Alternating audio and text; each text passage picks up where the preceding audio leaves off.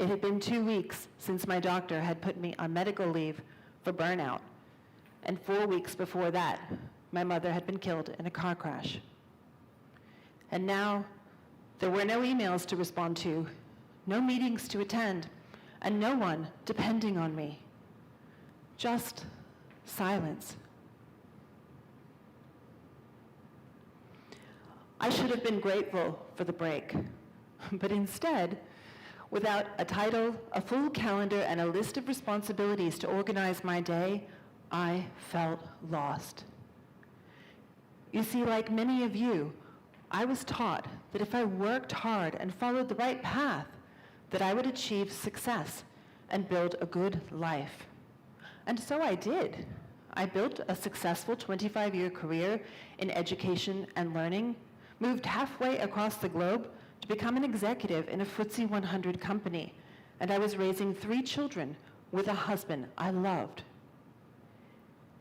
And yet there I was, at home. And all I could think was, how did I get here?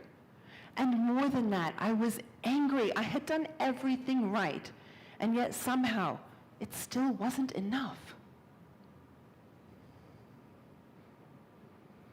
With nothing left to lose, I called a coach.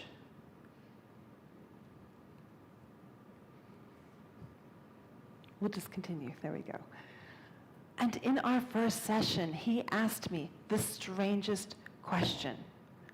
What if your value isn't defined by what you achieve?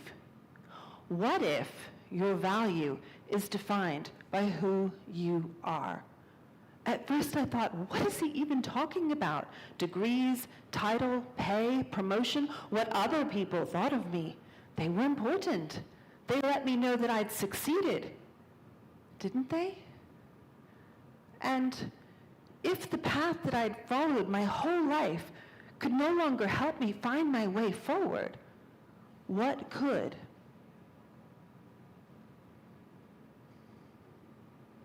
I needed answers. So I went on a quest to find out how ambitious people can succeed without losing themselves.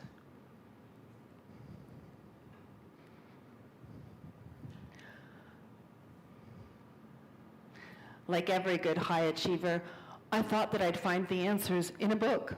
I thought maybe I missed a lesson somewhere that everyone else had attended. And so I read everything I could find, and I interviewed hundreds of high-achieving professionals who had reinvented themselves. And the more I read, and the more I spoke to people, the more I realized I didn't miss a lesson, and neither had they. You see, many of us were wrestling with the same kinds of questions. Who am I outside of what I do? What does success really mean to me? And how do I build a life that reflects who I am and what matters most? What I discovered is that most of us have been prepared for a world that no longer exists.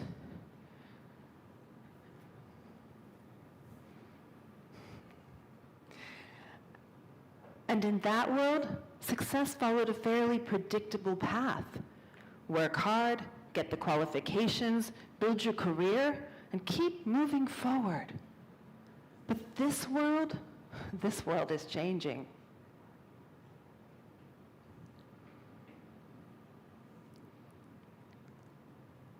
The OECD says that most of us will change jobs and reinvent our careers multiple times throughout our lives. The World Economic Forum says that up to half of the skills that we are learning today will be out of date in just 4 or 5 years. And Gallup has found that only one in three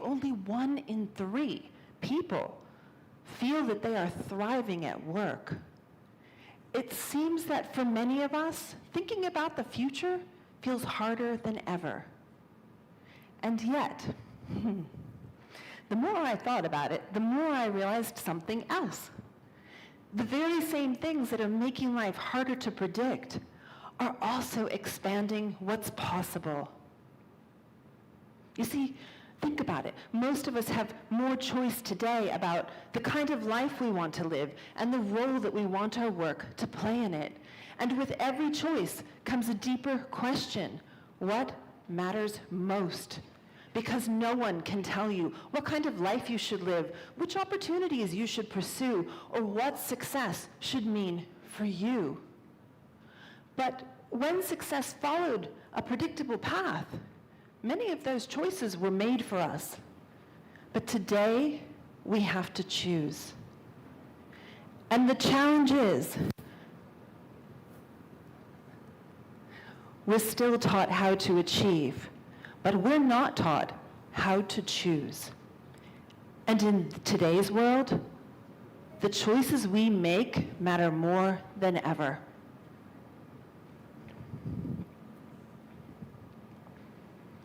So I stopped looking for answers outside of myself, and I started looking within.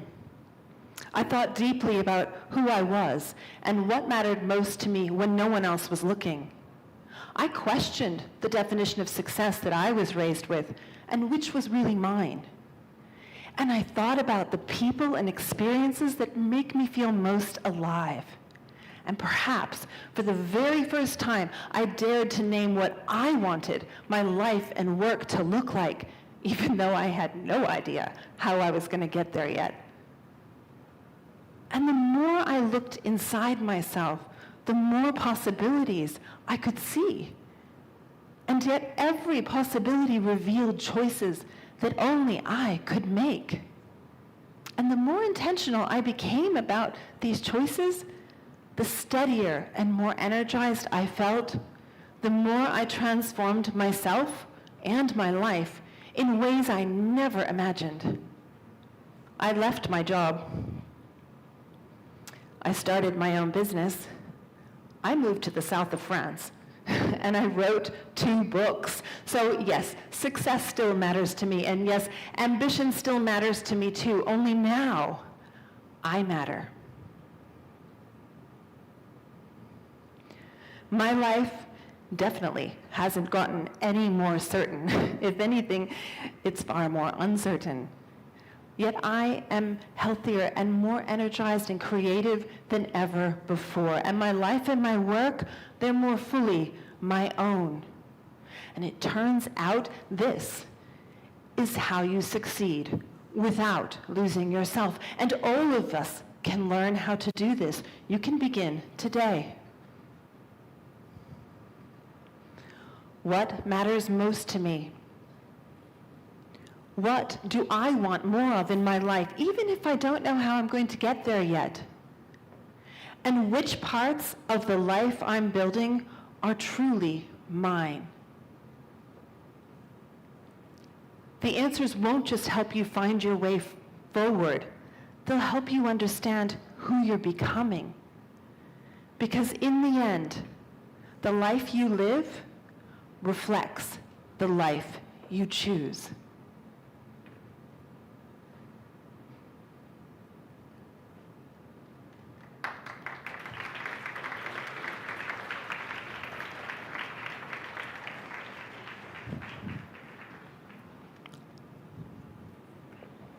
Thank you, Ms. Matho, for presenting strategies on how to create a life that's truly our own.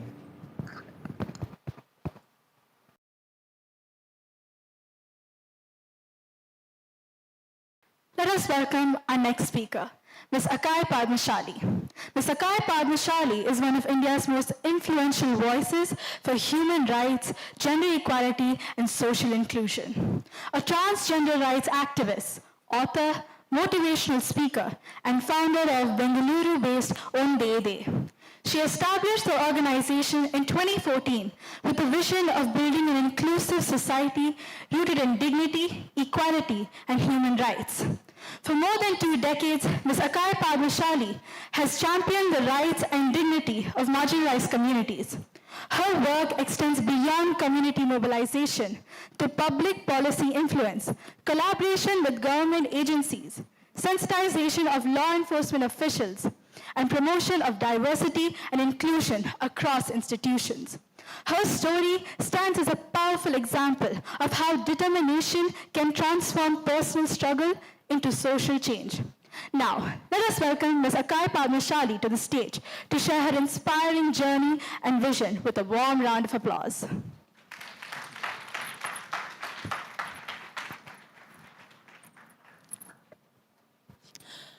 ಎಲ್ರಿಗೂ ನಮಸ್ಕಾರ.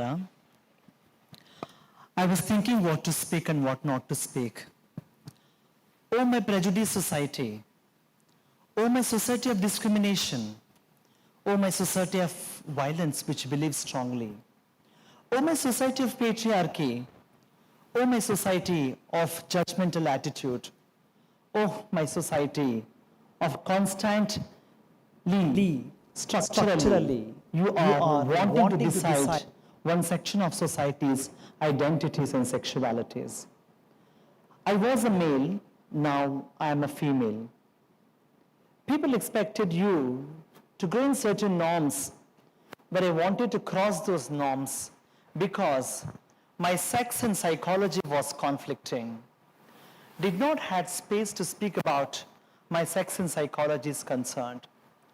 My parents are good, my siblings are good, my family is good, but the so-called prejudice society, be it neighbors, relatives, friends, teachers, the own system that we are part was so conducive, was taking the liberty of dictating and decides one's identity.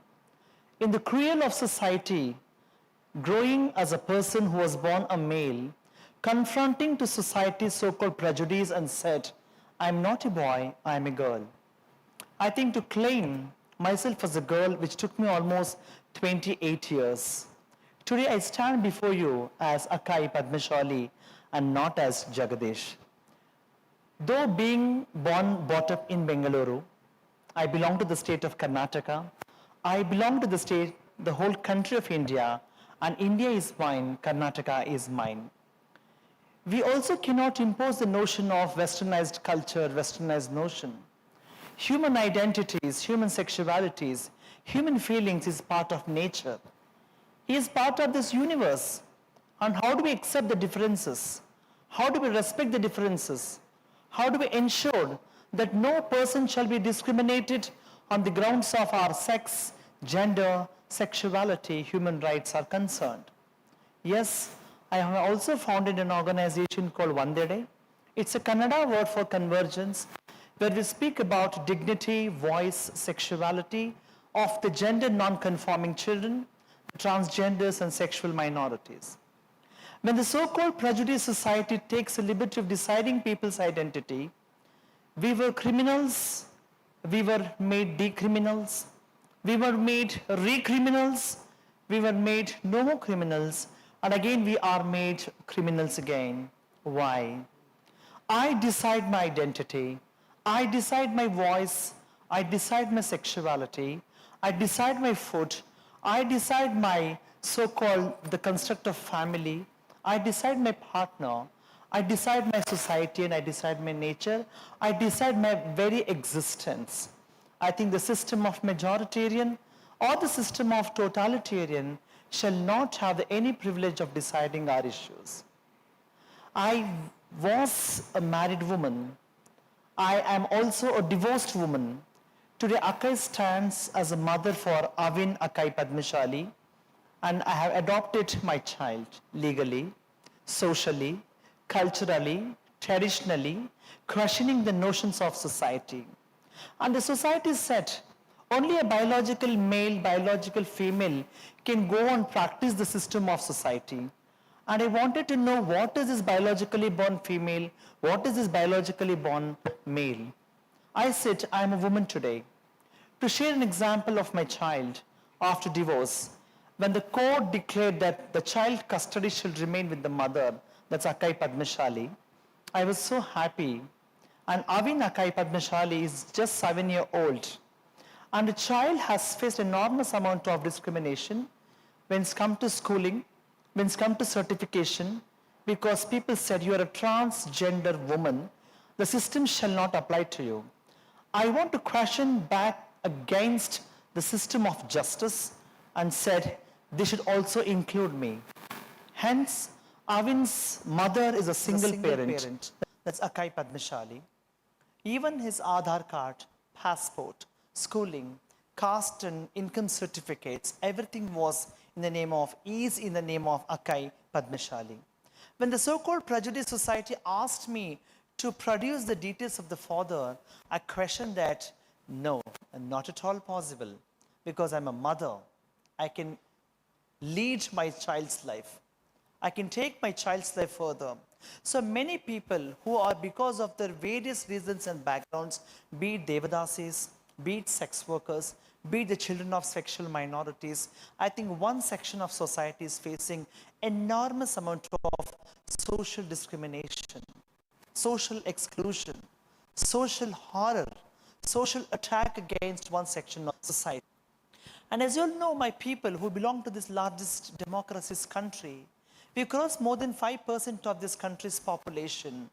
Most of us as the transgender communities are hijras, or jogapas, or joktas, or marladis, or female-to-male transgenders, or intersex people, or lesbians, or gays, or bisexuals, or pansexuals, or demisexuals, or asexuals. We are part of this nature. The whole world is coming together to criminalize the very existence of sexual minorities. And many countries have in the process of criminalizing our existence. This is 21st century. This is 21st century. I think in 21st century, we should definitely see a non-judgmental attitude in society.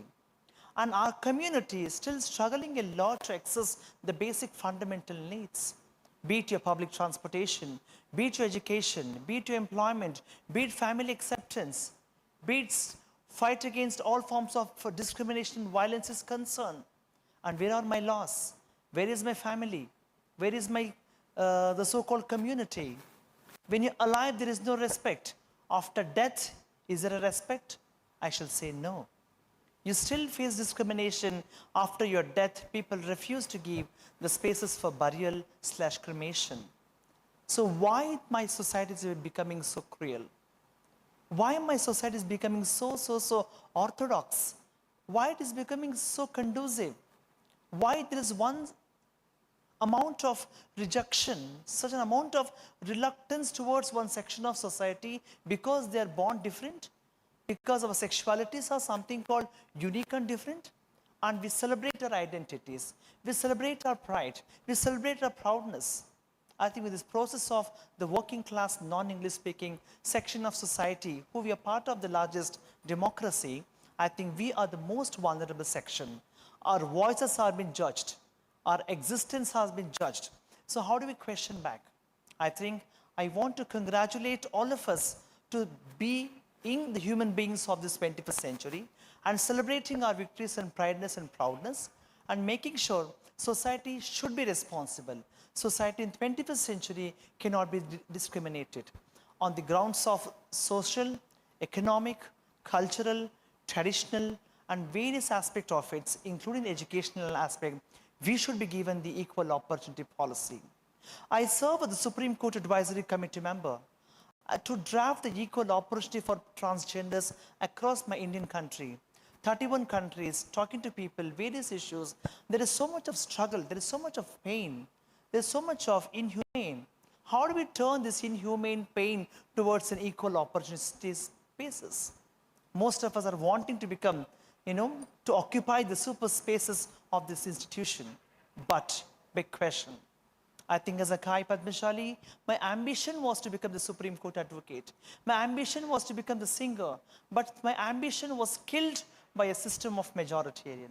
My ambition was killed by a system of totalitarian. My ambition was killed because of the prejudice society. And today, Akai fights against all forms of prejudices. And I said, you are not fine, we are here. We are fine, our thoughts are fine, our thinkings are fine. So how do we make space to the marginal sections of society to listen to the voiceless communities and make sure we are here? 21st century, without sexual minorities, no society. Without sexual minorities, no economic justice. Without sexual minorities, no to the traditional / cultural practices. Without we, there is no society. Thank you so much for having me here. Namaskara.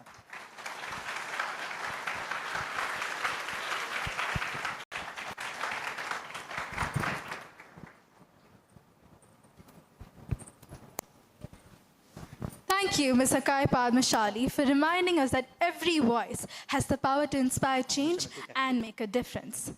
May I now invite CEO of Lighthouse Learning Hub, Mr. Sadashiv Nayak, and our respected principal, Ms. Zinia Sajid, to felicitate Ms. Akai Padmashali.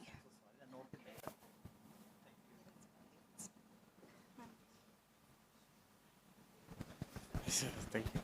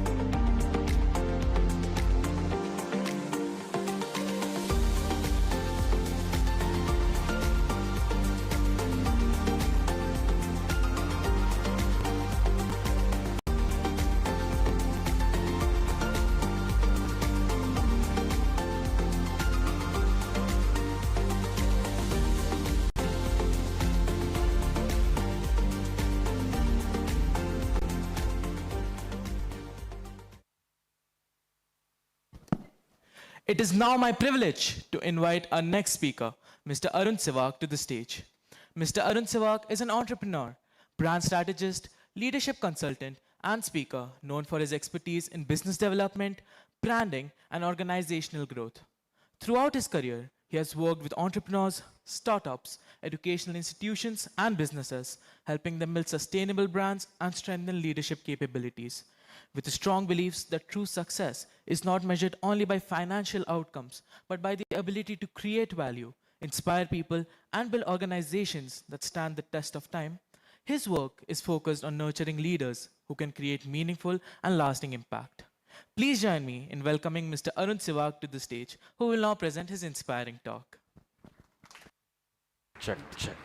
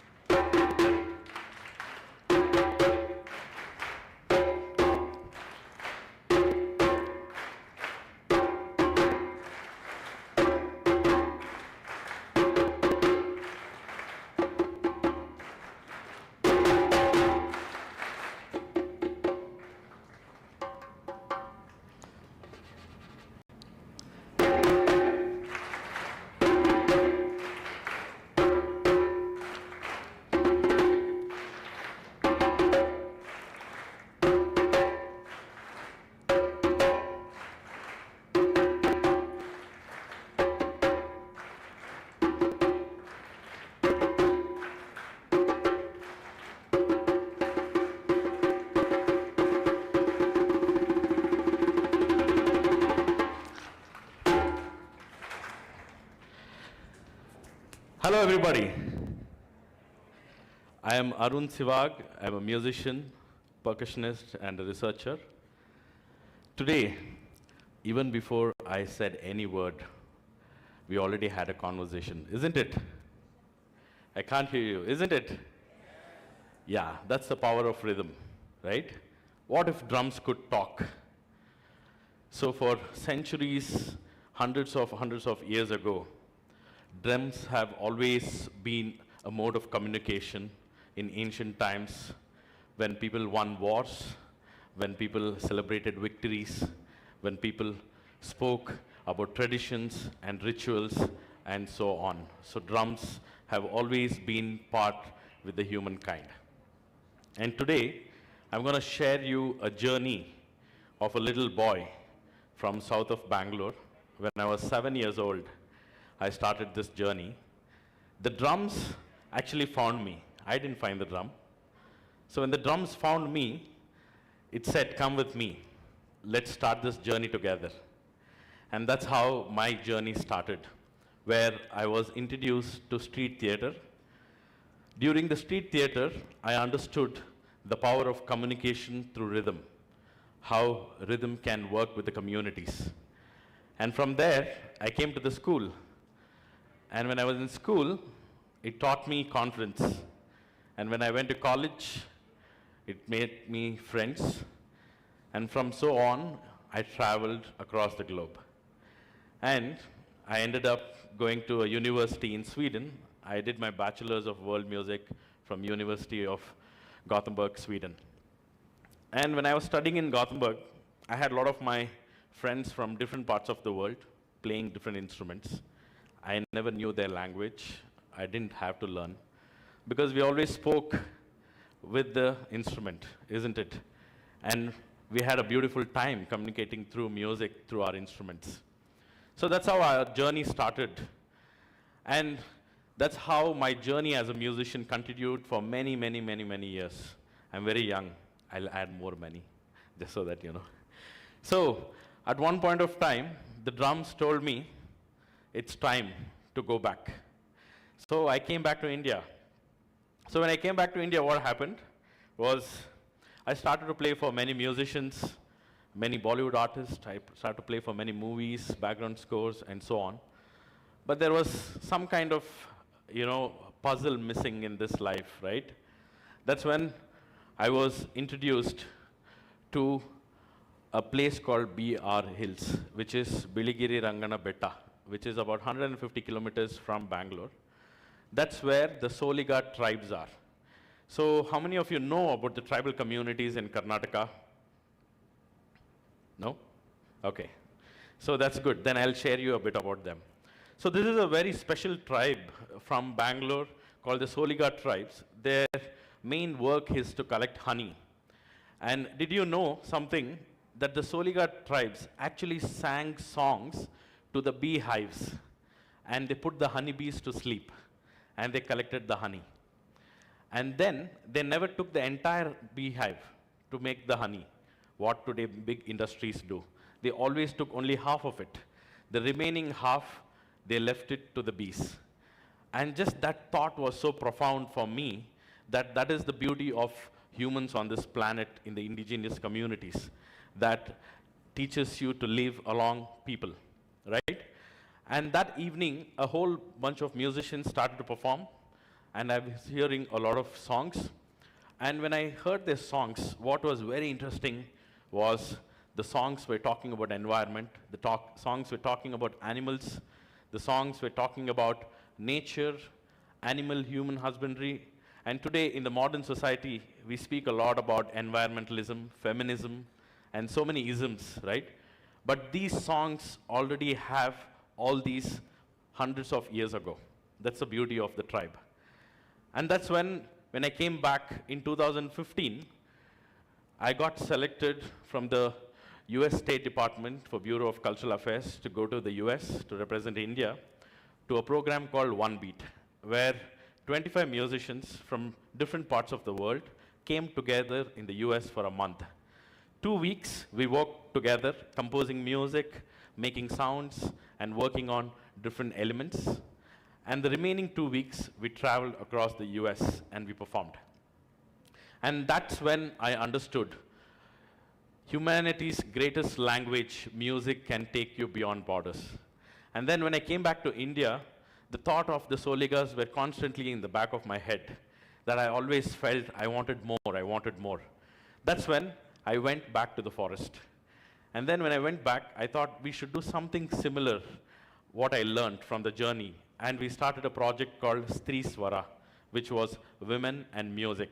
Why women? I'll tell you. Because the Soliga tribes, if there's any place in the world which I would say is the capital of feminism, I would say that's the forest there. Because women are treated so respectfully, women are the leaders of the society there, and it's such a best example of a model place. And it's no nation, it's just a small tribe very close by from here, right?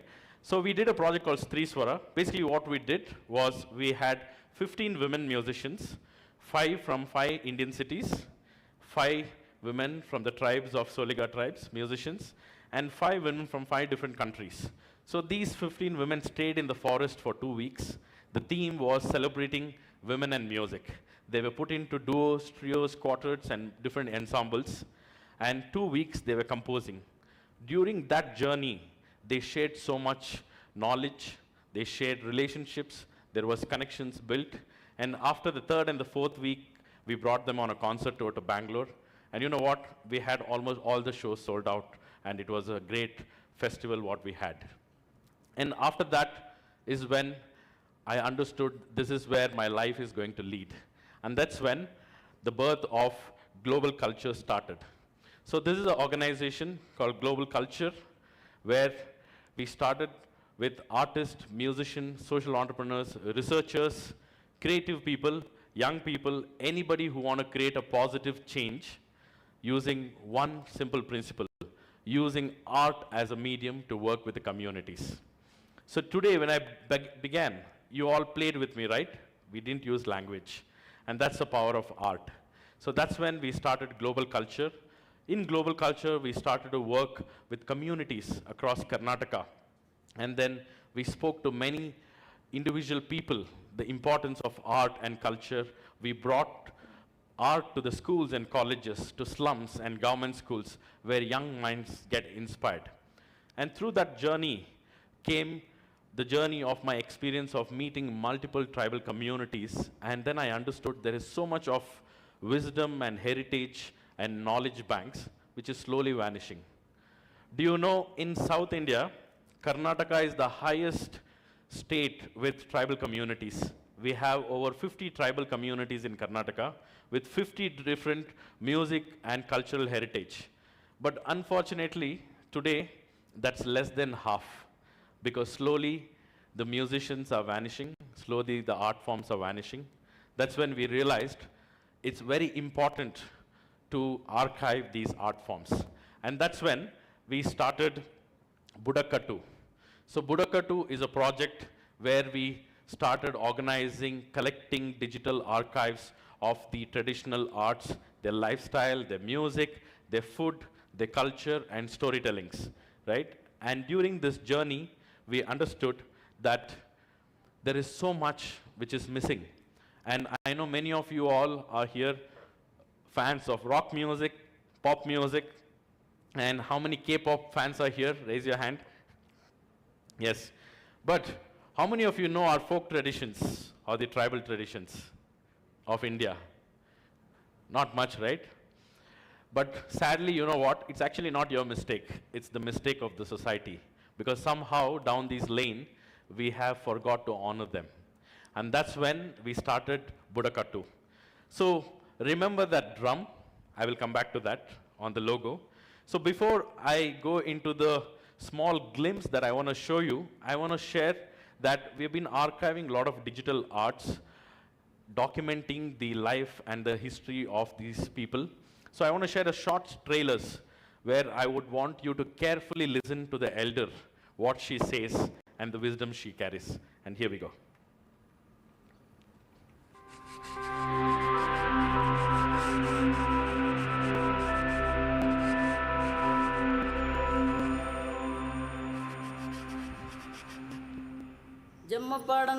Jammu ಪಡಂದೂರು ಎಮ್ಮೆಯ ನಾನಿಡ ಪಾಲುಗಾಚಿ ಜಮ್ಮ ಎಂಜಿತ್ತು ಜಾಗರೆ ಎಂಜಿತ್ತು ಕೊಡಗುರ ಜಮ್ಮ ಎಂಜಿತ್ತು ಜಾಗ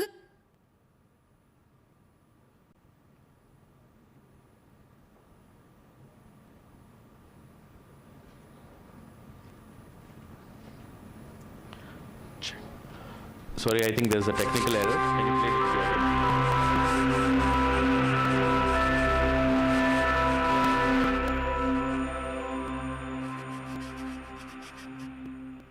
ಜಮ್ಮ ಪಡಂದೂರು ಎಮ್ಮೆಯ ನಾನಿಡ ಪಾಲುಗಾಚಿ ಜಮ್ಮ ಎಂಜಿತ್ತು ಜಾಗರೆ ಎಂಜಿತ್ತು ಕೊಡಗುರ ಜಮ್ಮ ಎಂಜಿತ್ತು ಜಾಗರೆ ಎಂಜಿತ್ತು ಕೊಡಗುರ ಜಮ್ಮ ಎಂಜಿತ್ತು ಜಾಗರೆ ಎಂಜಿತ್ತು ಕೊಡ. ಈಗ ಈ ಕಲೆಯಿಂದಾಗಿ ಇಡೀ ಪ್ರಪಂಚ ಸುತ್ತಿದ್ದರಿಂದ ಸ್ವಲ್ಪ ಜನರಿಗೆ ಕುಡಿಯ ಅನ್ನೋದು ಗೊತ್ತಿದೆ. ಇಲ್ಲಾಂದ್ರೆ ಕುಡಿಯೋ ಜನಾಂಗನ ಗೊತ್ತೇ ಇಲ್ಲ. ಈ ಕುಡಿಯೋರು ಅಂದ್ರೆ ಯಾರು ಏನು ಜಾತಿಗಳು ಅಂತ ಅವ್ರು ಕೇಳ್ತಾರೆ. ಈ ಕುಡಿಯೋರು ಅಂದ್ರೆ ಗೊತ್ತಿಲ್ಲ ಇವರು ಏನು ಜಾತಿ. ಈ ಕಲೆಯಿಂದಾಗಿ ಅಲ್ಲಿ ಇಲ್ಲಿ ಹೋಗೋದ್ರಿಂದ ಈ ಉರ್ಟಿ ಕೊಟ್ಟ ಆಟ ಇದು ಯಾವ್ದು ಕುಡಿಯೋರ್ದು, ಇದು ಕುಡಿಯೋ ಜನಾಂಗದವ್ರದ್ದು ಅನ್ನೋದು ಆ ಹೆಸರಲ್ಲಿ ಬರ್ತದೆ. ಗಿಡ ಮರಗಳು, ಕಾಡಿನಲ್ಲಿರುವಂಥ ಪರಿಸರಗಳ ಎಲ್ಲ, ಈಗ ಮರ ಆಗಿರ್ಬೋದು, ಬೇರೆ ಆಗಿರ್ಬೋದು, ಕಲ್ಲಾಗಿರ್ಬೋದು, ಹಾವು ಆಗಿರ್ಬೋದು, ಆನೆಗಳಾಗಿರ್ಬೋದು, ಅದರಲ್ಲಿ ಆ ಹಾಡುವಾಗ ಇಂಥದ್ರನ್ನೆಲ್ಲ ಸೇರಿಸ್ಕೊಂಡು ದುಡಿ ಕೊಟ್ಟು ಪಾಟು ಅಂತ ಹಾಡಿಗೆ ತಕ್ಕ ತಾಳ, ಆ ತಾಳಕ್ಕೆ ತಕ್ಕ ಒಂದು ದುಡಿ ಬಾರಿಸುವಂಥದ್ದು.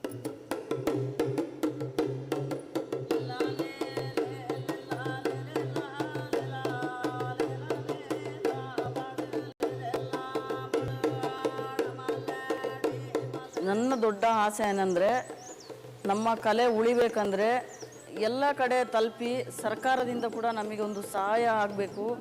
ಸಂಘ ಸಂಸ್ಥೆಗಳು ಕೂಡ ನಮಗೆ ಒಂದು ಸಹಾಯಧನ ಕೊಡಬೇಕು. ನಮ್ಮ ಈ ಹಾಡಿನಿಂದ ನಮ್ಮನ್ನು ಒಂದು ಒಳ್ಳೆಯ ವೇದಿಕೆಗೆ ಕರೆದು ನಮಗೆ ಒಂದು ಒಳ್ಳೆಯ ಸ್ಥಾನವನ್ನು ಕೊಟ್ಟರೆ ನಮ್ಮ ನಾಳೆ ಇರುವಂಥ ಒಂದು ತುತ್ತು ಅನ್ನಕ್ಕೆ ಕೂಡ ಒಂದು ಒಳ್ಳೆಯ ದಾರಿ ಆಗ್ಬೋದು. ಅಂದ್ರೇ ನಮ್ಮ ಈ ಕಲೆ ಉಳಿಯುತ್ತೆ, ನಮ್ಮ ಮಕ್ಕಳಿಗೆ ಕೂಡ ಒಂದು ದಾರಿ ಆಗ್ಬೋದು.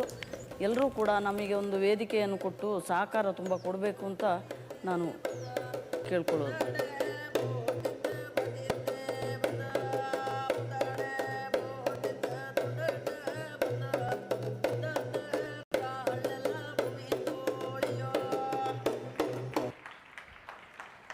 Thank you. Can we give a louder round of applause for Sharada Somaya ji from the Kudiya tribe? As you saw, she spoke. Did you feel they are separate from nature and themselves? No, right? They're together. That's the community, what we learn from the tribal communities. So this is a very interesting picture here. So this is a picture that I clicked traveling with the Arava tribes, very close to Coorg area. So this image, what you see? You see a drum, you see some bells and some fruits, right? This entire image is their god. So they worship the drum as their god. So that is the power of drum. And interestingly, this drum is called as the talking drum from Africa. So it shapes like that. And many people must have seen the same image in Indian setting. It's called Damaru, Idukai, Udukai in different languages, right? So this talking drum was very interesting because everywhere I went to the tribes of Karnataka, I kept seeing the same drum. But people would play totally in a different form, but the drum would be the same. To an extent, you also see this drum in the hands of Shiva. Have you seen the drum? Yeah. So the question is, how did it reach there, right? We still don't know. So right now, I'm on to the next phase of my life in the journey when I started to travel and understand. And now I'm doing my PhD in learning about the talking drums of Karnataka. So probably the next visit I come, probably I'll give you a little bit more insight about the talking drum. But the important aspect of this whole journey is how these tribal communities have been protecting these nature. And today, as I conclude this journey today, we want to honor and acknowledge the efforts of indigenous communities across the world. And I want you all to give a big round of applause for all the communities around the world who have made us here through music. And we always strongly say that everybody has a heartbeat, right? The first beat of Mother Nature is the drum, and that's the heartbeat, right? So now when I ask you a question, what if drums can talk? Can they? Probably when I started this conversation, I'm sure your answer would be different. And probably now, I hope it's a little different from the beginning, right?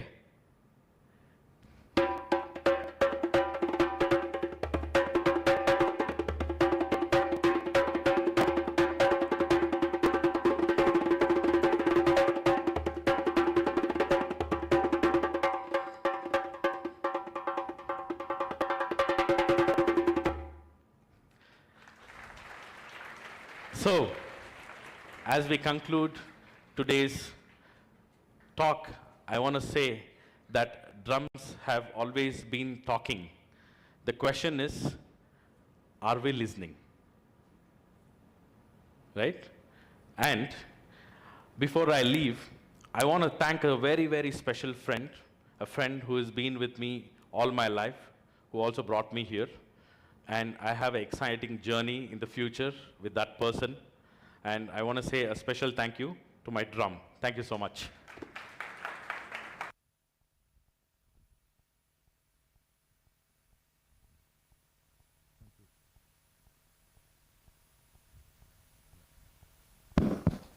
Thank you, Mr. Arun. Your talk was truly a journey through rhythm, memory, and human connections. A big round of applause for that mesmerizing percussion. Liane and Muskan, our next set of student hosts, will now take the event forward.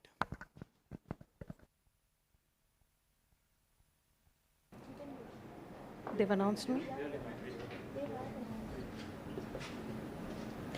We should connect. It is now my privilege to invite our next speaker, Ms. Sarah John, on stage. Ms. Sarah John, an alumna from the University of Rochester, USA, is an entrepreneur, music educator, an active speaker, and founder of Music Pundit. Combining her background in engineering, business, and music education, Ms. Sarah has developed a child-centric approach that emphasizes creativity, discipline, confidence, and emotional well-being. She believes education should create happier, more expressive, and emotionally balanced individuals. Please join me in welcoming Ms. Sarah John for this session.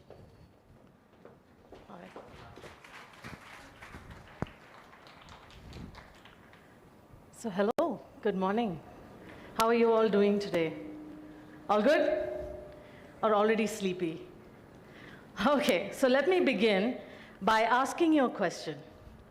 Okay? How many of you have something that you absolutely love, that at least one adult has told you has no scope? Can you put up your hands? Okay, I see a lot of hands. Yeah? And how many of those people use that word exactly, scope? Scope, right? Okay, put your hands up, can I see them? A lot of people here, awesome. I'm in the group, so I totally get you, okay? So what I wanted to say, that my talk, the next 15 minutes, is about that thing. It's about that thing that you've not been allowed to think about seriously, not allowed to think about taking up practically or taking up at all. Okay? So scope, right? What's really scary for me about this word is scope sort of ends conversations. Have you realized that? Somebody says, I'm interested in music. They're like, but it doesn't have any scope. It ends there, right? Or I love sports, I want to pursue something in sports, but it has no scope. There's no scope in writing, there's no scope in theater, there's no scope in arts. I'm sure many of you have heard this, yes?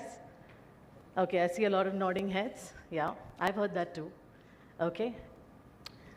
I think the reason that they say no scope is just because they can't see. Right? Scope is one of those things that just ends conversations. And really, it stops them because it's something they can't see, but it's still there. So I want to take an example of a song. I'm talking about the song. Everyone in this room has a song that they turn to when they are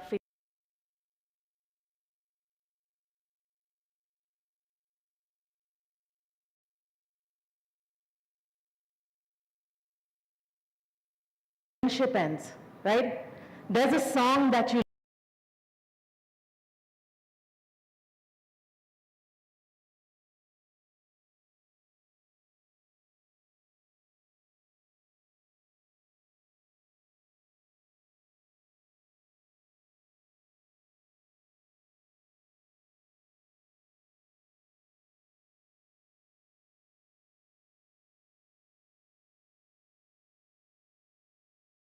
that it's written that this student survived because of this 3-minute song. But you all know it, right?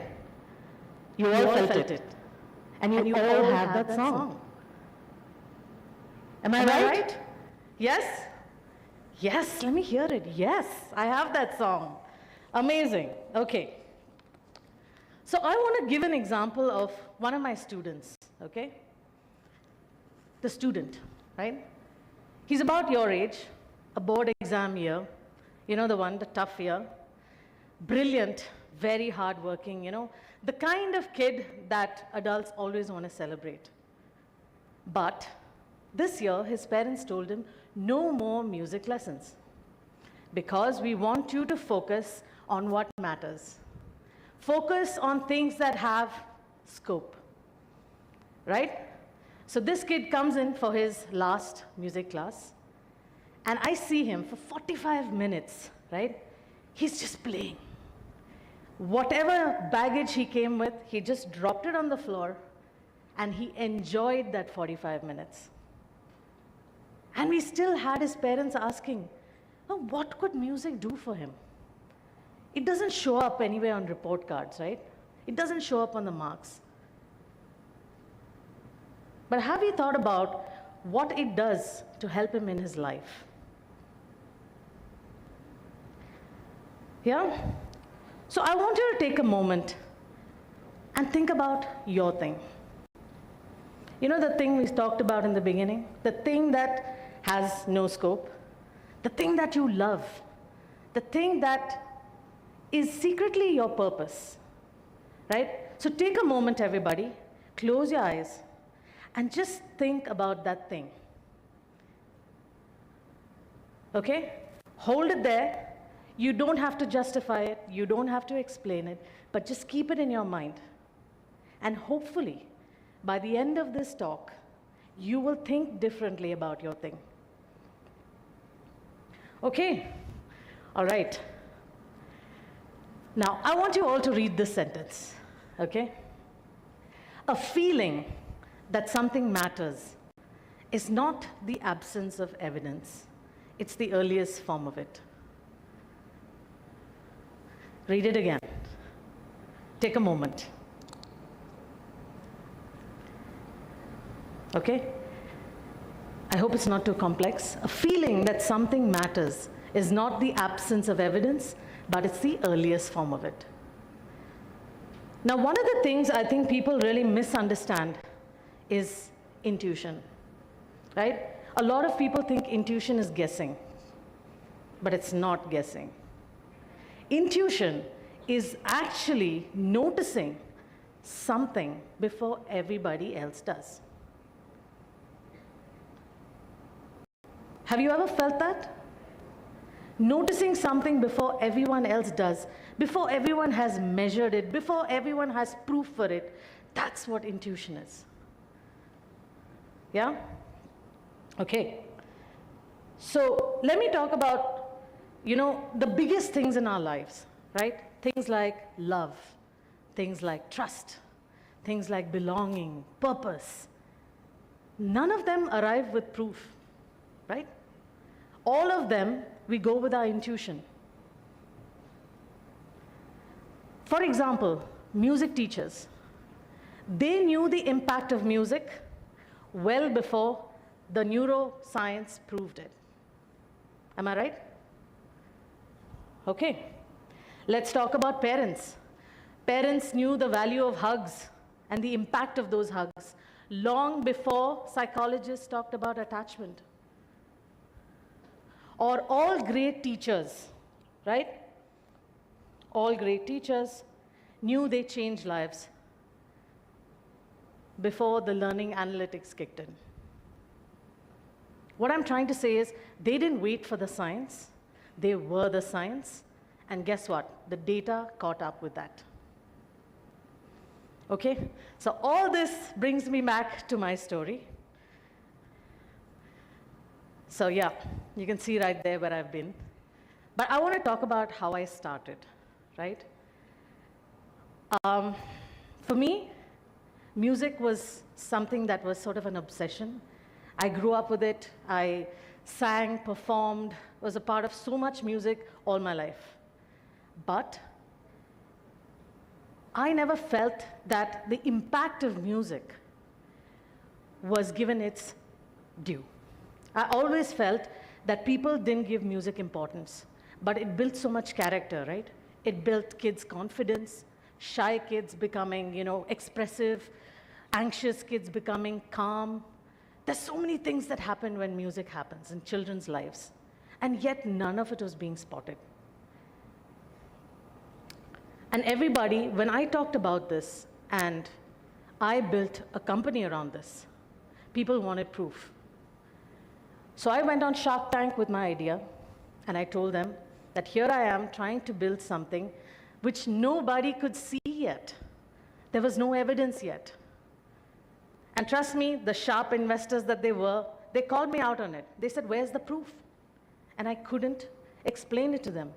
Hope is not evidence, right? Proof is numbers, and I didn't have that. So I went back, and I thought, and I questioned myself. And I thought, what am I doing? Am I doing something? Have I built a whole company around something that nobody can see except me? So what does it actually take? Right? So I don't want to give you guys a generic, follow your heart and everything will work out. Because honestly, that's terrible advice. Nobody should say it. I would like you to think about, because everybody says these things, but we all know our feelings can be wrong. We all know that we can be, dreams can fail. But I want you to think about what is that thing that you were paying attention to that you stopped doing because someone told you that there is no scope. Yeah? Okay. So with that, let me show you what happened over the years. That's a little bit of the evidence, right? Today, I can say my evidence stacks up. Today, I have proof. All right, so I've talked a lot about things that you can't see. I want to do something together that we can all feel. All right? So a small exercise. I'd like to sort of split up this group into 3. Maybe all the people up front, group 1. You guys, group 2 and group 3. And you're going to sing along with me. All right? Okay. So group 1, simple, just 3 notes. You guys are going to sing, ba. Can you sing? The group 1 here. Group 2 is going to sing, ba, ba, and ba. Come on. Come on, guys. You can do this. I can't hear you. Okay? So, ba, ba, ba. Okay? So now we're going to sing it together. We're going to start here. Hold the note. Ready? Ba, ba, ba. Stop. All right. Well, how cool was that? This entire room, for those 5 seconds, came together like a choir. And you guys just created one piece of music. And tying it back to what I've been saying, nobody saw it. But right now, in this moment, all of us felt it. All it took was somebody like me to bring it to life. Yeah? So, again, the last thing I want to leave you with is this, right? So many things can go right and wrong. The thing that you have in your mind, it may work, it may not work. But all you need to do is remember, don't stop paying attention to it just because somebody else couldn't see what you can see. And trust me, follow your intuition, gather the evidence, test it, learn, adapt, right? And then find the proof and collect it piece by piece. That's all you need to do. And I hope that today, after this talk, that thing that's been in your mind since the beginning won't be forgotten. And you will still follow it, and you will still try. And someday, you will say, nobody could see it, but it was there. Thank you.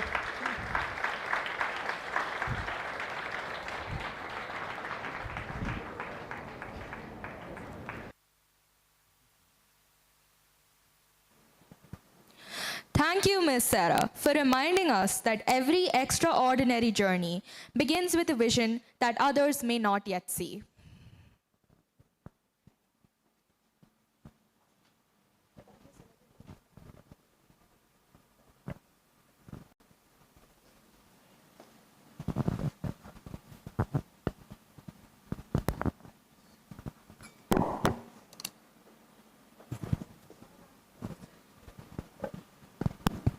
Now, I would like to invite our respected guest speaker, Mr. Sadashiv Nayak, on stage. Mr. Sadashiv Nayak is a seasoned professional and brings a wealth of experience in diverse sectors, showcasing expertise in brand building, digital transformation, retail localization, business turnarounds, distribution scaling, and pioneering industry disruptions. An ex-RI Jamshedpur and NIT Surathkal alumnus, Sir's influence extends beyond his corporate achievements. His previous role as CEO at Future Retail Limited and Big Bazaar saw him spearhead transformative initiatives, transitioning operations into an omni-channel model, implementing successful membership programs, and restructuring product and price leadership, driving growth and market dominance. Mr. Sadashiv has been a member of the Facebook Council of India, as well as the CII Committee in Retail and FMCG.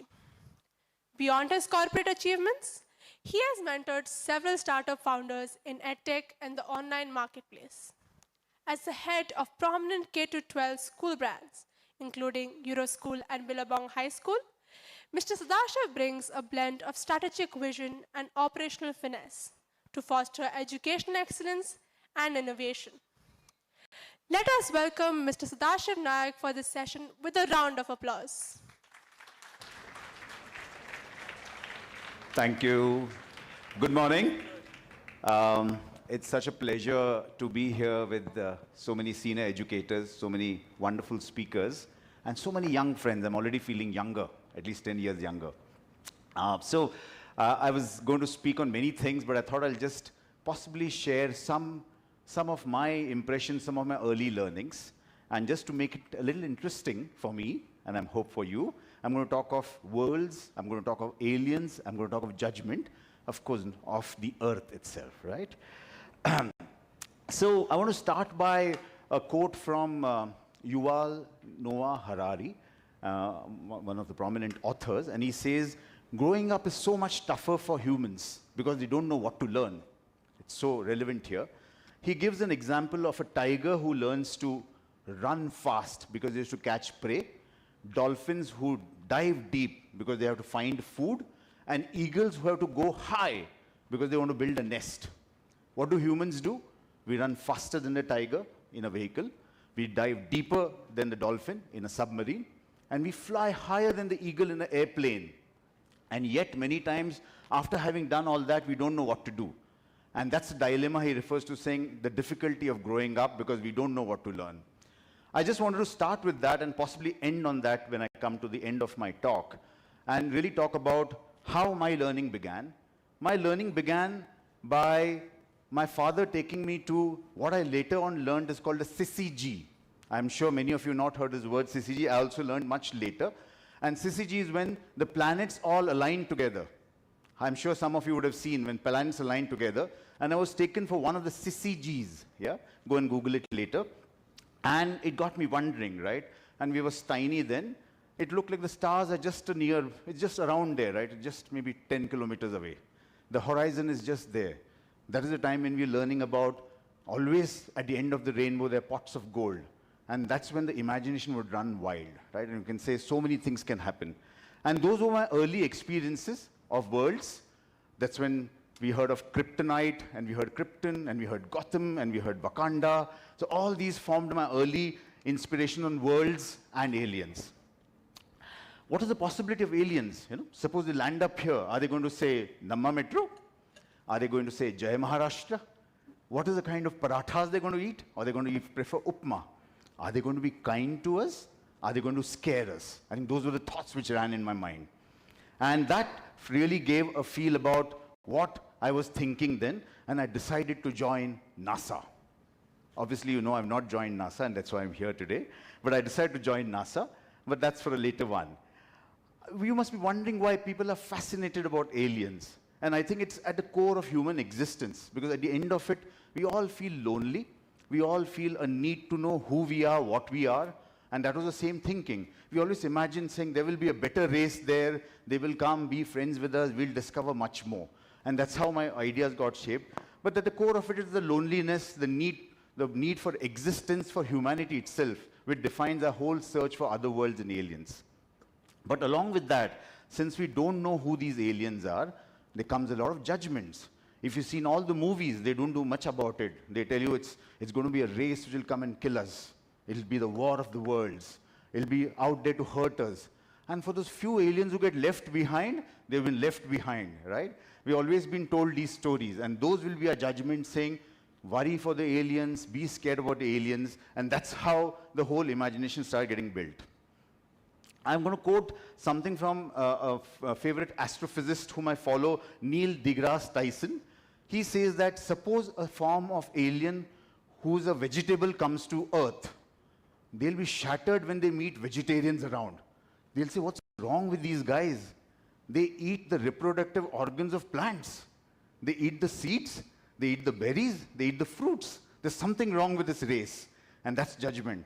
He also goes out to say that in most of our movies, we imagine aliens as walking like me, right? 2 eyes, 1 nose, 2 ears, and says they're least going to be like that. That's part of a judgment, and that's part of a bias, because we've imagined aliens to be in a particular form. Hence, we assign a role to us. We say that they may come and hurt me, so I need to be the conqueror. They may want help because they got stranded here. I want to be the savior. Or both of us will come together and save the moon from falling apart. So I'm the collaborator. So these are the various forms which we take shape. And I'm now going to talk about how aliens still stay a minority. Yeah? In all the movies, all the stories, aliens are minority. If there is an alien sitting here, I hope not, there will be a minority. Like most of us will be us, and there will be that few aliens. Yeah? And that's how we've been built about saying aliens are a minority. And I'm going to talk about some of those as I grew up. The NASA didn't work out. I was supposed to be in a space suit, but I ended up in a suit like this. I was supposed to be going to the moon. I went in a metro to the nearest office.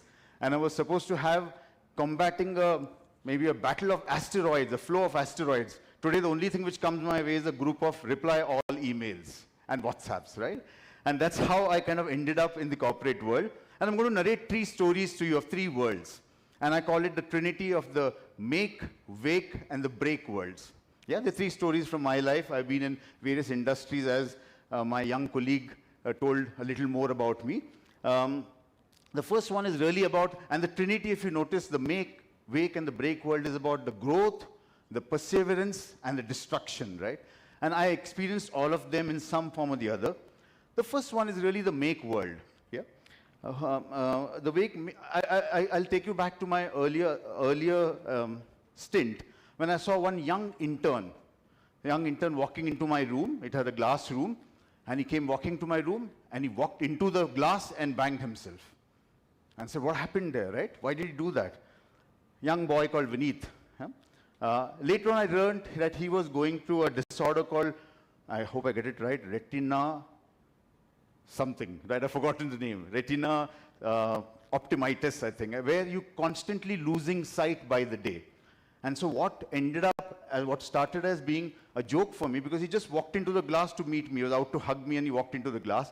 Later on, I realized how serious a condition he's been battling. Those were the days in the corporate world, when people would say, why don't you get inclusion into your agenda? It'll be a good point to become a good point for the shareholders. On your balance sheet, it'll look good. In the annual report, it'll look good. So Vineet got excited and he came and said, let's do something. Let's go and hire more people with disabilities so they can work along with us. And I think he got his first shock of his life and saying, I'm never going to do it because we're not ready. Today there's one Vineet who walked into a glass. Tomorrow there'll be hundreds of Vineets walking into glasses and we're just not ready. And whom are we doing this for? And that's when I reminded, I was in a retail organization, a hypermarket, and I said, if you're a hypermarket, the only thing we know is shopping, 7% of India is disabled, have you created shopping environments for them? And we realized we've not, right? Even today, I don't think there's shopping environments for the people with disability. And we decided to go on. Long story, got all the budgets, etc. The trial rooms became bigger, the bathrooms became bigger, you could have mobility inside for the wheelchairs, people learned sign language, our signages became much larger, we could now have promotions being told for the hearing disabled through different ways, and so on and so forth. And around 140 of the hypermarkets became welcoming for 12 disabilities. And I personally, I'm very fond of it. What a bigger joy came when we took out a very tough assignment, a penny dropping moment is when we said, let's create a shopping environment for people with autism, who are in the autism spectrum. As you know, some of you may know, they don't like lights, they don't like sound. And that's exactly what a good hypermarket was. Make sounds, make noise, and have lights. And one had to completely do the opposite to create. I'm happy to share that when this thing got done, it was called a quiet hour, around 3,000 people, most of them children and their families with autism disorder, would shop every week. We did some profits, they did some profit, they did some revenue, but the biggest joy is when one mother walked up to me and said, no one ever bothered for my child to come to a hypermarket. And that was the biggest joy. What turned out as a small idea, Vineet went on to form a large platform for creating employment for disabilities. He left me, but he left for a much larger cause. So that's the make world. The judgment here was, this whole judgment we have that the world is fair. You know, if I can walk, I can see, I can hear, then it is same for you. But for many others, it is not. The judgment is adequacy should be all pervasive. If I'm adequate, all of you are adequate. But for some, it is not. And that judgment had to be broken. The superpower needed for this world, right? We're talking of aliens and the world. The superpower needed for this world was to let go of one superpower, which all of us have, the superpower to fake. We have a superpower, we can fake everything. So the superpower to say, let's create people with hire more from disability when we are not ready was a fake feeling. We decided to do something much stronger to create shopping environment there. And that was real. The superpower which we used was really to say, don't judge the individual, judge the environment. So when Vineet walked in, it was not that he was inadequate, the environment was inadequate, and we said we'll work on that. And that, I think, was the learning for me from the Make world. The Wake world is when I joined another organization. That was my first job, right? And I thought I'll be flooded with sales and marketing ideas. I'll be having the weight of many targets. But little did I know that when I went into this small suburb in Calcutta called Taratola, I would be burdened by the weight of paint boxes. Yeah? Paint boxes weigh anywhere between 8 to 24 kilos, and that's what I was doing there. And why did this happen there? I think this was a place where the workers had all gone on strike. I'm sure that's a rare term now, but they had refused to do work. They were angry with the management, and they wanted to kind of get their rights back. And I tried all my tricks in the MBA. I was taught many tricks. I put out a vision statement. I did culture building. I got them in a room. Nothing worked. My judgment, right? I was a young man then. My judgment was, this part of the society only wants money. They want to create pain, and we want to include everyone in the pain. Once again, the penny drop moment came when I asked some of them, saying, what's the matter? I'm trying everything to be nice to you, but nothing seems to work. And they said, sir, just do one thing.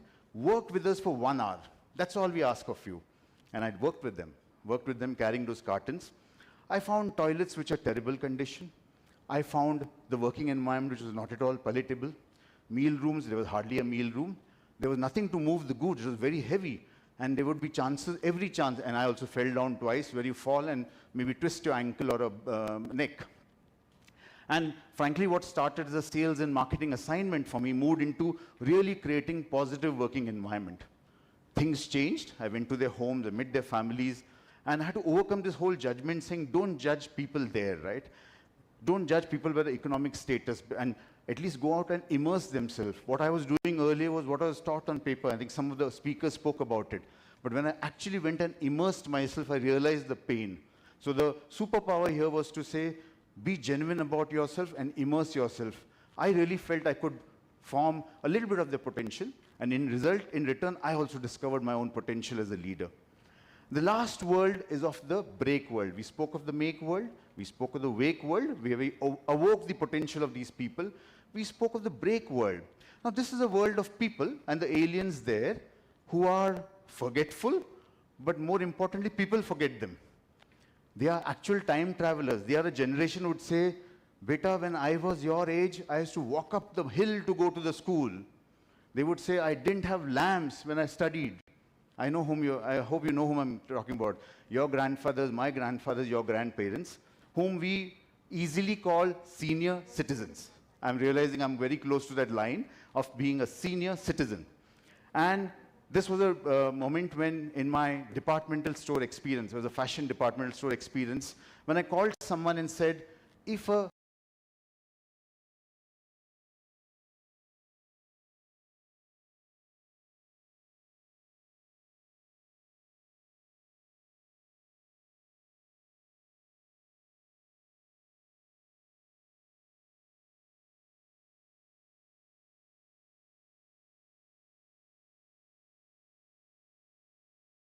only for senior citizens.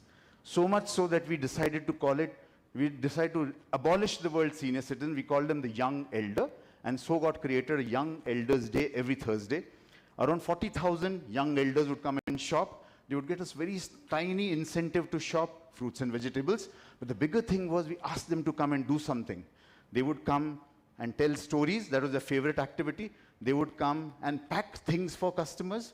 But the most two popular ones was there was a fashion show created for them. And remember the cosmetics story which I told you? We had 30,000 young elders in their best clothes doing a ramp walk. We had created a ramp in all the stores. And most importantly, they came decked up. They also went about to do recipes for us. And I think the final, because then all hell broke loose in terms of imagination, there was an actual disco created for them. Have you ever heard of creating a disco for senior citizens or young elders? The stores did that, and it was wonderful. There was excellent participation. There again, the world of young elders, the break world, I think what the superpower was to break those myths, those archetypes, those judgments, right? We broke them, the stereotypes. And I think that really got us thinking about saying, there's so many archetypes which you have, right? If I'm an MBA, I should be like this. If ma'am is something, she'll be like that. How do we break all of them? And that was the learning for me. I would just, before I go towards the end of my talk, we heard of the three part. I think there is this whole theory called the dark forest theory. Yeah, I don't know whether you know of the dark forest theory. It's by this Chinese author who's done the three worlds, I think whatever the battle of three worlds. And I think he mentions that every tribe or every human being is always watching out for someone else, every civilization. And he feels that if he encounters another alien civilization, I'll either coexist or I'll feel threatened because he may kill me. So our human instinct says, first go and kill, finish them off, so that you survive. And that's a dark forest theory. It says, if you make noise, you'll be hunted. If you just finish the other civilization, you're saved. And that has shaped many of our judgments, like I told you in all the three stories which I said. I think all these three, when I came in now, and now I'm in a very different setup, trying to learn a new space, I think that all these three worlds and these three judgments, I see one person whom I work very closely with always play that role. This person packs a bag, makes the tiffin, leaves home, takes care of the family, comes into one place. Her world is a world of walls, ceilings, and 2-3 windows. Her reading as a door, and every year there's a new alien coming in. I guess you know who I'm referring to. I'm referring to your teachers, right? A teacher, an educator. Just imagine, every world she's coming into this world, and a new alien walks in. I'm just calling the child an alien, because she doesn't know him. But does she leave any of the judgment which I spoke about? No. Let's go back and see what are the three superpowers. The first one, superpower, was to say, don't judge adequacy, right? Some people may not be adequate. She takes care of that. Second was, don't make sure that, don't let the economic status decide. Go out and immerse yourself. I think a teacher does that. And lastly, the educator does that. And lastly, break any stereotypes, right? The stereotype is anyone who plays will not score well. Anyone who scores well will not play a sport. I think our educators today help us break. So I'm very fortunate that it is a late stage of my life, my second inning of my life. I'm getting to know all these three worlds through the lens of this wonderful being called a teacher. Yuval Noah has once again said that our ancestors made the world what it is. We can decide what the world will become. So I want to end the note with the teacher's example on a Punjabi duet, a Punjabi song. It's by Bulle Shah, of those who heard of Bulle Shah, from Undivided Punjab. And he says, Chal chal bulya utte challe, jitte sare anne, na koi saddi jaat pachane, na koi sane manne. I'll help you translate. It says, let's go to a world where everyone's blind. Yeah? And no one recognizes me by my caste or my status. That's Bulle Shah for you. And all these are metaphors. Blind because nothing should matter, right? I should take you as is, no judgments. I should not wonder what I'm not a CEO standing here. I'm just like one of students like you trying to learn about life. And lastly, there's nothing called a status here, right? There's nothing called a community here. So on that note of Bulle Shah, which says, just ignore, let's go to a world where everyone's blind, I thank you for being a wonderful audience. Remember the three words of make, wake, and break. Thank you very much.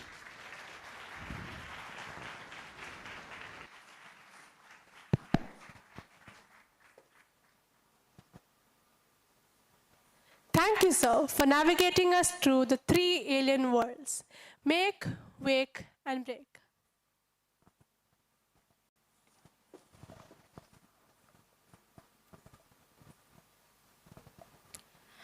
May I now call upon our next speaker, Ms. Sandhya Udupa, to take the stage.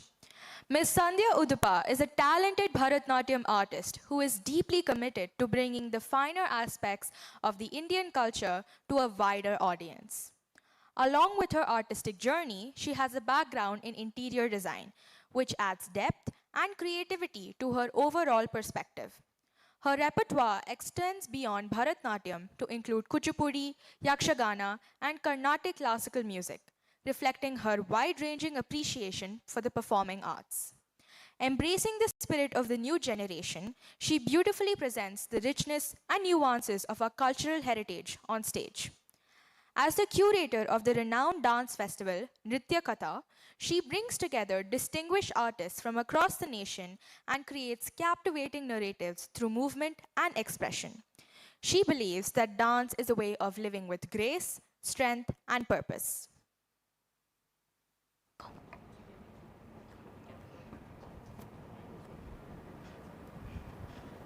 Ellarigu namaskara. A very good morning to all of you. It's my great honor and pleasure today to be here among all of you. I'm here to talk about the timelessness of Bharatanatyam and Indian classical art forms. So when you hear the word Bharatanatyam, what runs in your mind? Any of you would like to add? Dance of India, wonderful. Expressions, great. Grace, yes, that's right. So Bharatanatyam is one of the oldest Indian classical dance form. It comprises of three elements called Nritya, and Natya. Nritya means pure dancing. You don't see any facial expressions or any other mudras in it, where Nritya doesn't have any meaning as such. What you can observe in a Nritya is the lines when we dance, right? So you can see it has to be always the straight lines and the geometrical lines. It has to be diagonal, straight, and there is no in between. That is Nritya. What is Nritya? Nritya is combination of pure dance and the expression.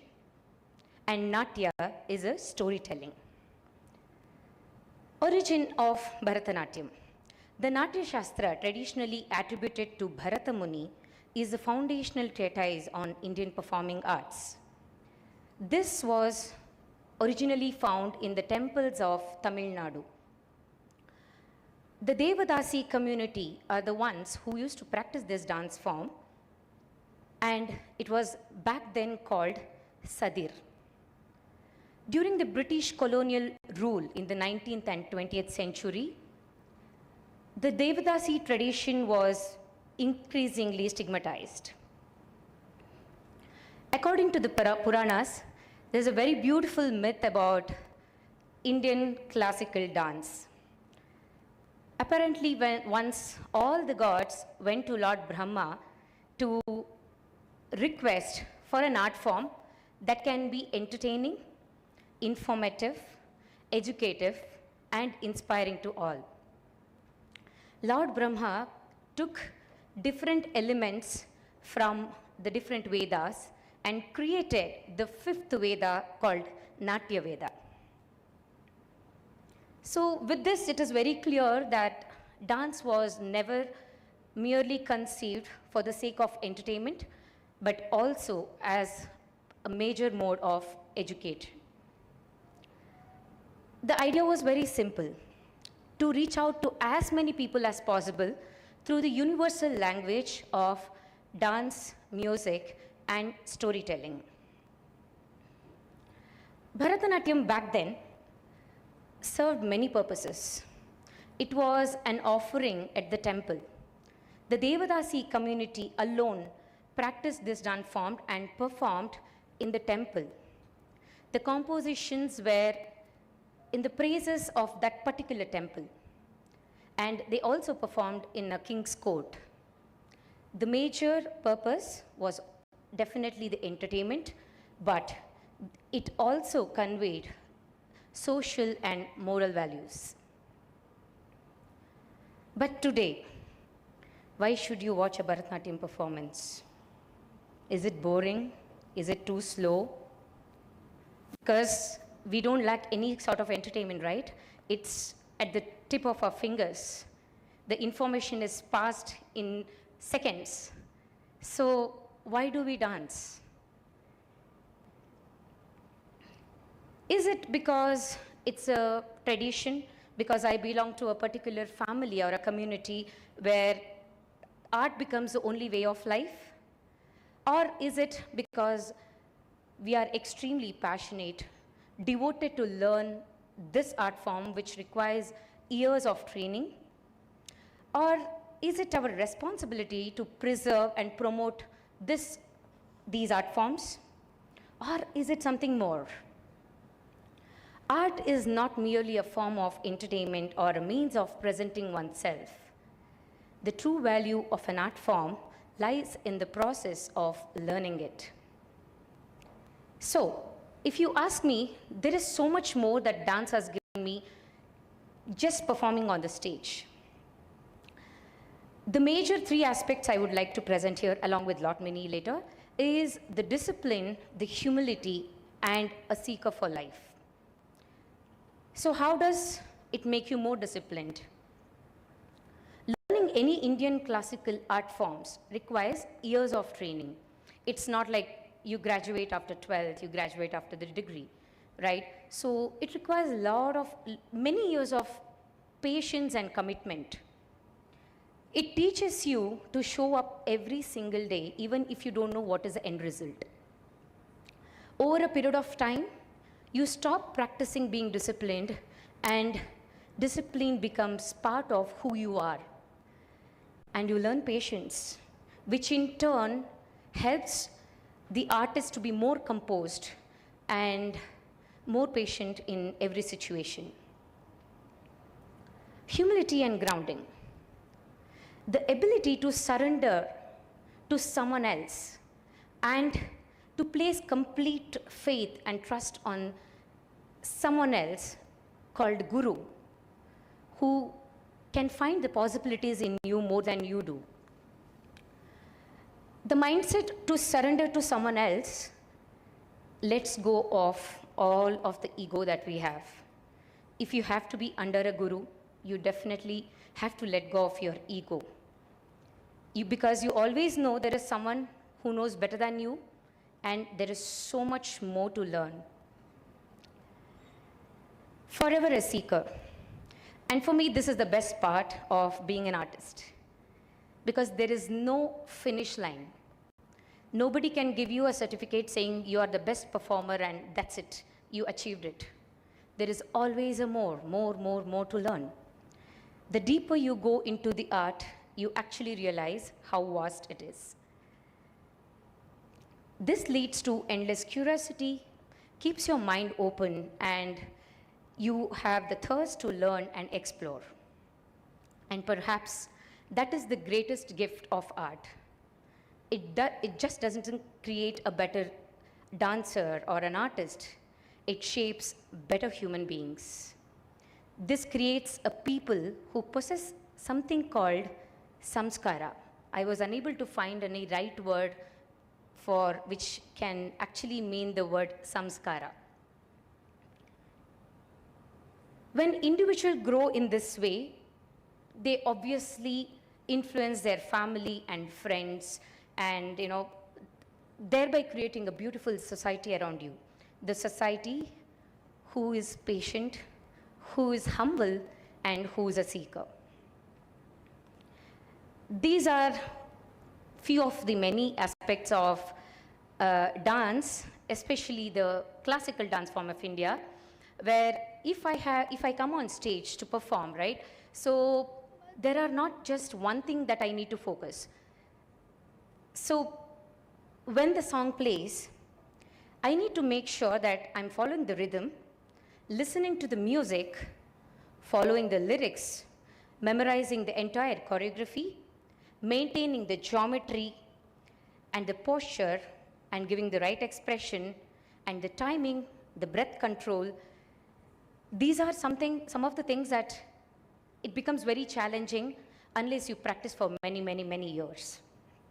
This in turn, when you do all of this, in turn it helps to strengthen the coordination, the mind and the body coordination, the focus, concentration, and the memory, the emotional intelligence.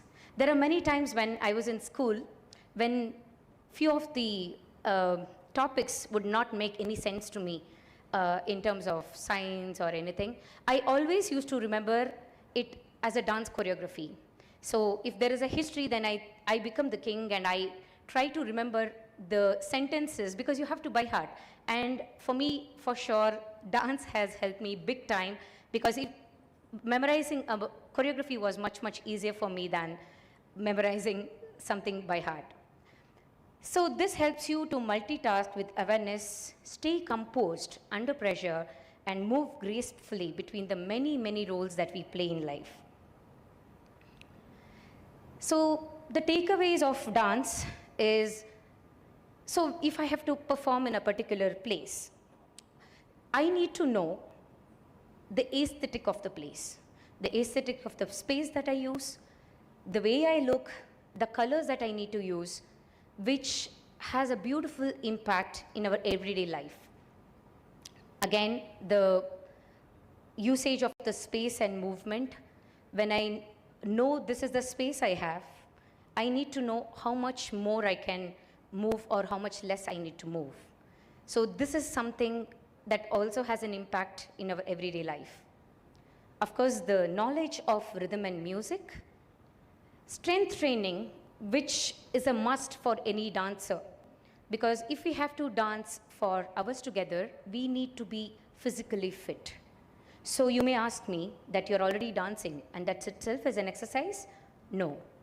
Dancing is, especially the classical art forms, it does not do really great to your body, because we use a lot of joints. If we exert the pressure directly on the joint, it's not a great idea.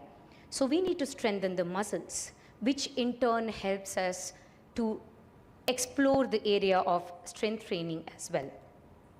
We must know about history and literature. Mythology is a base of classical dance forms. Of course, the philosophy and the body anatomy. More than all these, for me, specifically, the biggest takeaway from dance is empathetic. So what is it? When we learn any abhinaya piece is a facial expression or portraying a particular character. When we learn that, we just don't learn or merely copy the expression. We become the character. If I have to portray a mother, then I need to know the age of the mother, what is her current feeling, her connection with the child, her emotion at the moment. So even if we don't really become mother, we portray the character. That means we are seeing the character, we are seeing the world through someone else's eyes. This has majorly helped me to really be empathetic and understand the other person. And I believe this is one of the rarest skills we can cultivate today, is the ability to truly understand another being. Hence, Bharatanatyam, or any classical art form, is education for the body, discipline for the mind, and refinement of the heart. Now let's come to the major part. How do we enjoy Bharatanatyam? I don't understand anything. Whatever you guys did, I just did not understand other than the eye movement, right? So anybody who first tries the Bharatanatyam will do this step, which is, it can be anywhere and any dance schools. So there is a notion unfortunately, for classical dance is that, it's too boring and it's very slow. I do understand, because it is incredibly deep, and I would definitely say that it is not something that any normal person can understand. But how do we make it more interesting is just feel the person, whoever is trying to portray something. You don't have to understand everything. There is no necessity to understand. Especially when I travel outside India, I tend to explain, the stories of Rama and the Krishnas and all of that. But then, only then I realized, even being in India, even knowing all of the stories, hardly any people can understand here. The people who are non-artists can understand this is Rama. This Krishna is easily understandable, but showing a Rama, showing Sita. So there is a difference between how we show Sita and Parvati, which hardly people can understand. But what I actually understood is that the feelings, the emotions are universal. You don't have to explain each and every word to anybody to make them understand the storyline, and the beauty lies in not understanding every line. Try to watch the story and try to follow the rhythm. So the rhythm changes. So there can be takka di mi, takitta, takitta, takitta, taka takitta, taka takitta, taka takitta, taka dimmi, takitta, taka dimmi, takitta. All of these have a different sounding, right? So try to focus on and try to understand how you can enjoy. And notice the connection, and without any notion, let yourself feel. Now I will demonstrate a short nritta, which is a pure dance, which doesn't have any expression. I would like to invite my students, Madhu, Sanmati, and Sankhya.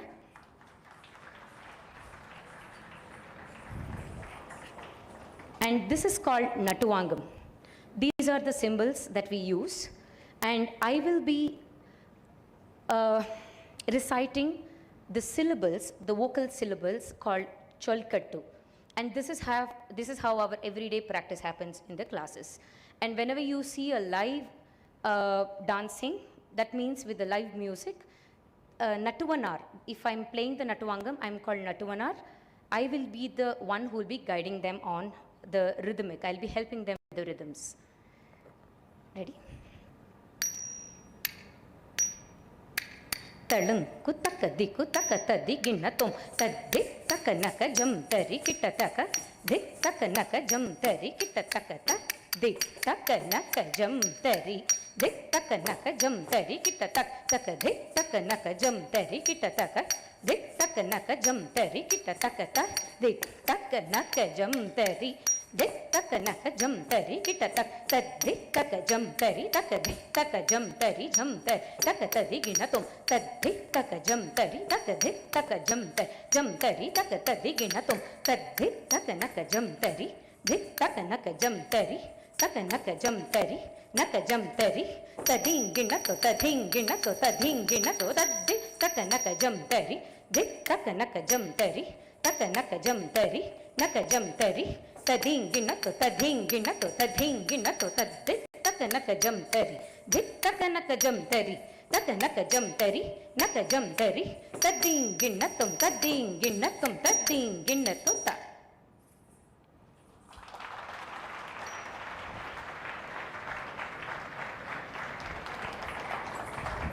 Thank you. And now I will present a very short composition where the little Krishna steals the butter and tells his mother that he was innocent. He says that he swears on God that I did not do anything. It was my friends who came and applied the butter all over my face. Here you can see the character, how I changed from Yashoda, that is Krishna's mother, to Krishna. Try to understand the body language. And yeah, here we go.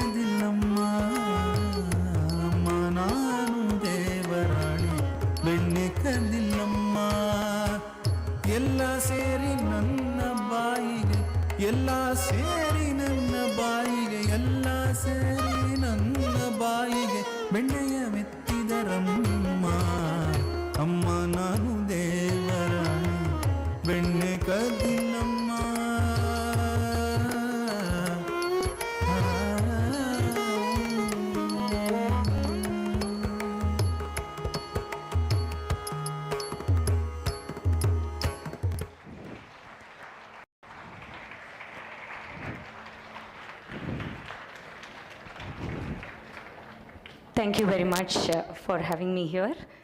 And I would like to end the session with one note.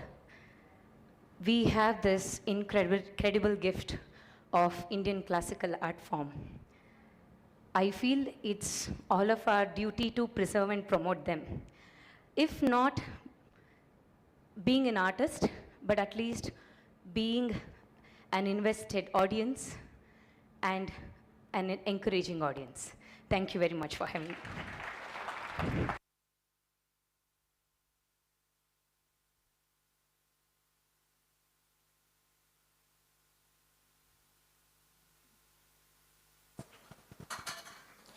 Thank you, Ms. Sandhya. Your message and performance has certainly left us awestruck.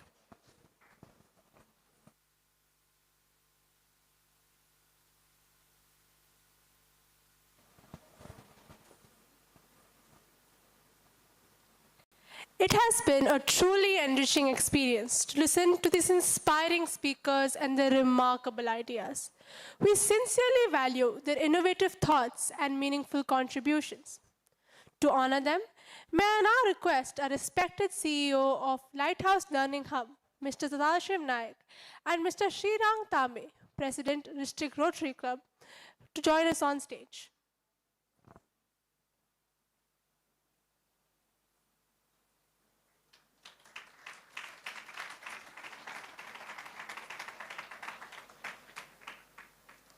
We warmly invite Ms. Janine Matho to the stage to receive this token of our appreciation.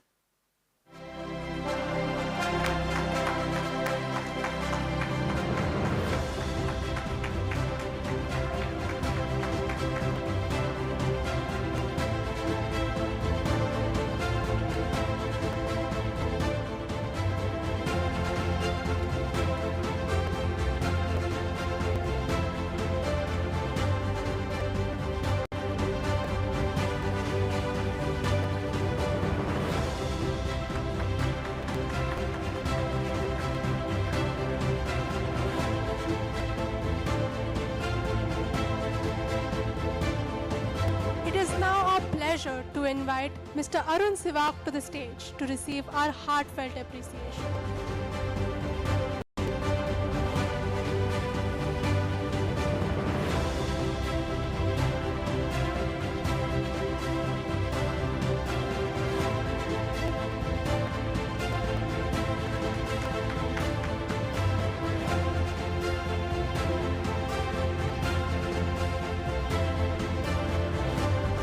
Warmly welcome Ms. Sarah John to receive the token of appreciation.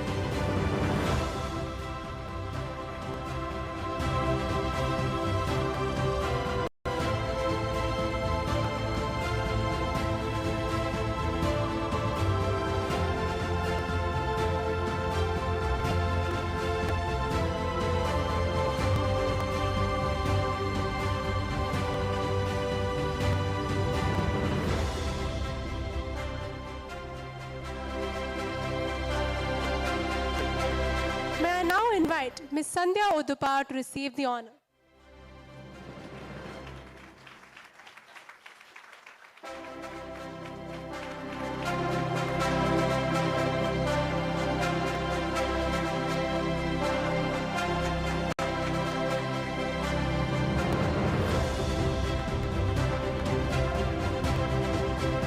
May I now request our respected principal, Ms. Senior Sajid, to join us on stage to do the honors.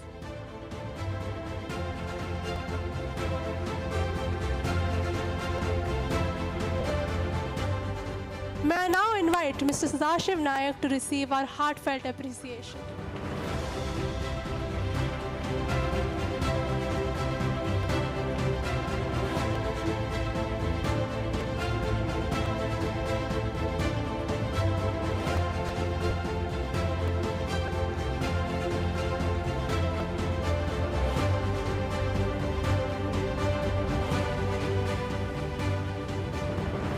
I would also like to welcome Mr. Srirang Tame to receive the token of appreciation.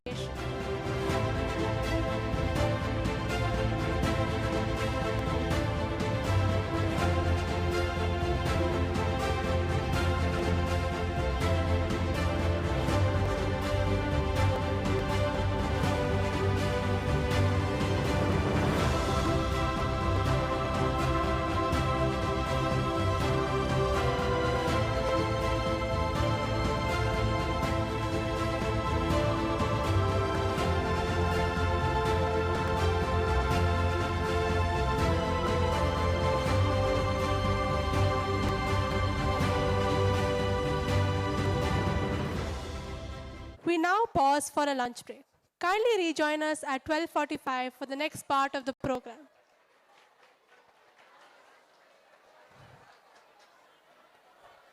May I request all the speakers and dignitaries to join us on stage for a group photo.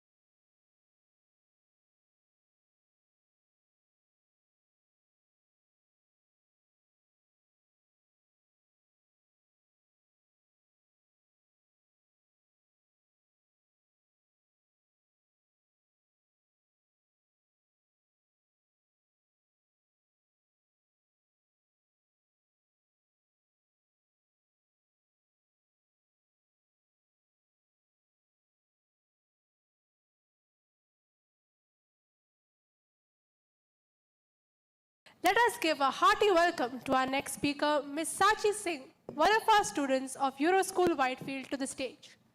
Sachi is a dedicated ballet dancer with 9 years of training at the Lewis Foundation of Classical Ballet. Alongside her artistic journey, she has also shown strong commitment to student leadership and public speaking.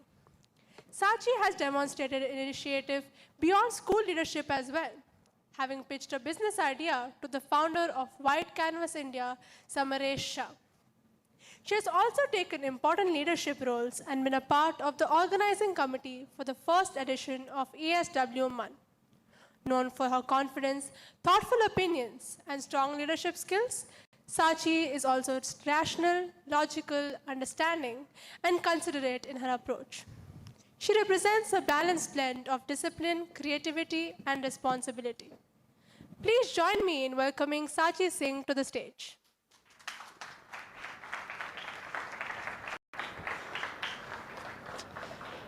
You're a wealthy European in the 19th century, and you want perfect teeth. But dentistry barely exists, and 2 decades just seems inevitable. So what would you do for a perfect smile? Well, you start plucking out the teeth from dead soldiers, and you start making dentures out of real human teeth. Trust me, I am just as disgusted as you are, and so were the scientists at the time. But industrial chemistry changed the game. Researchers began discovering why some communities had stronger teeth than others. They found out that the answer was not simply discipline, wealth, or luck. It was hidden in the periodic table. One element became the center of attention: fluoride.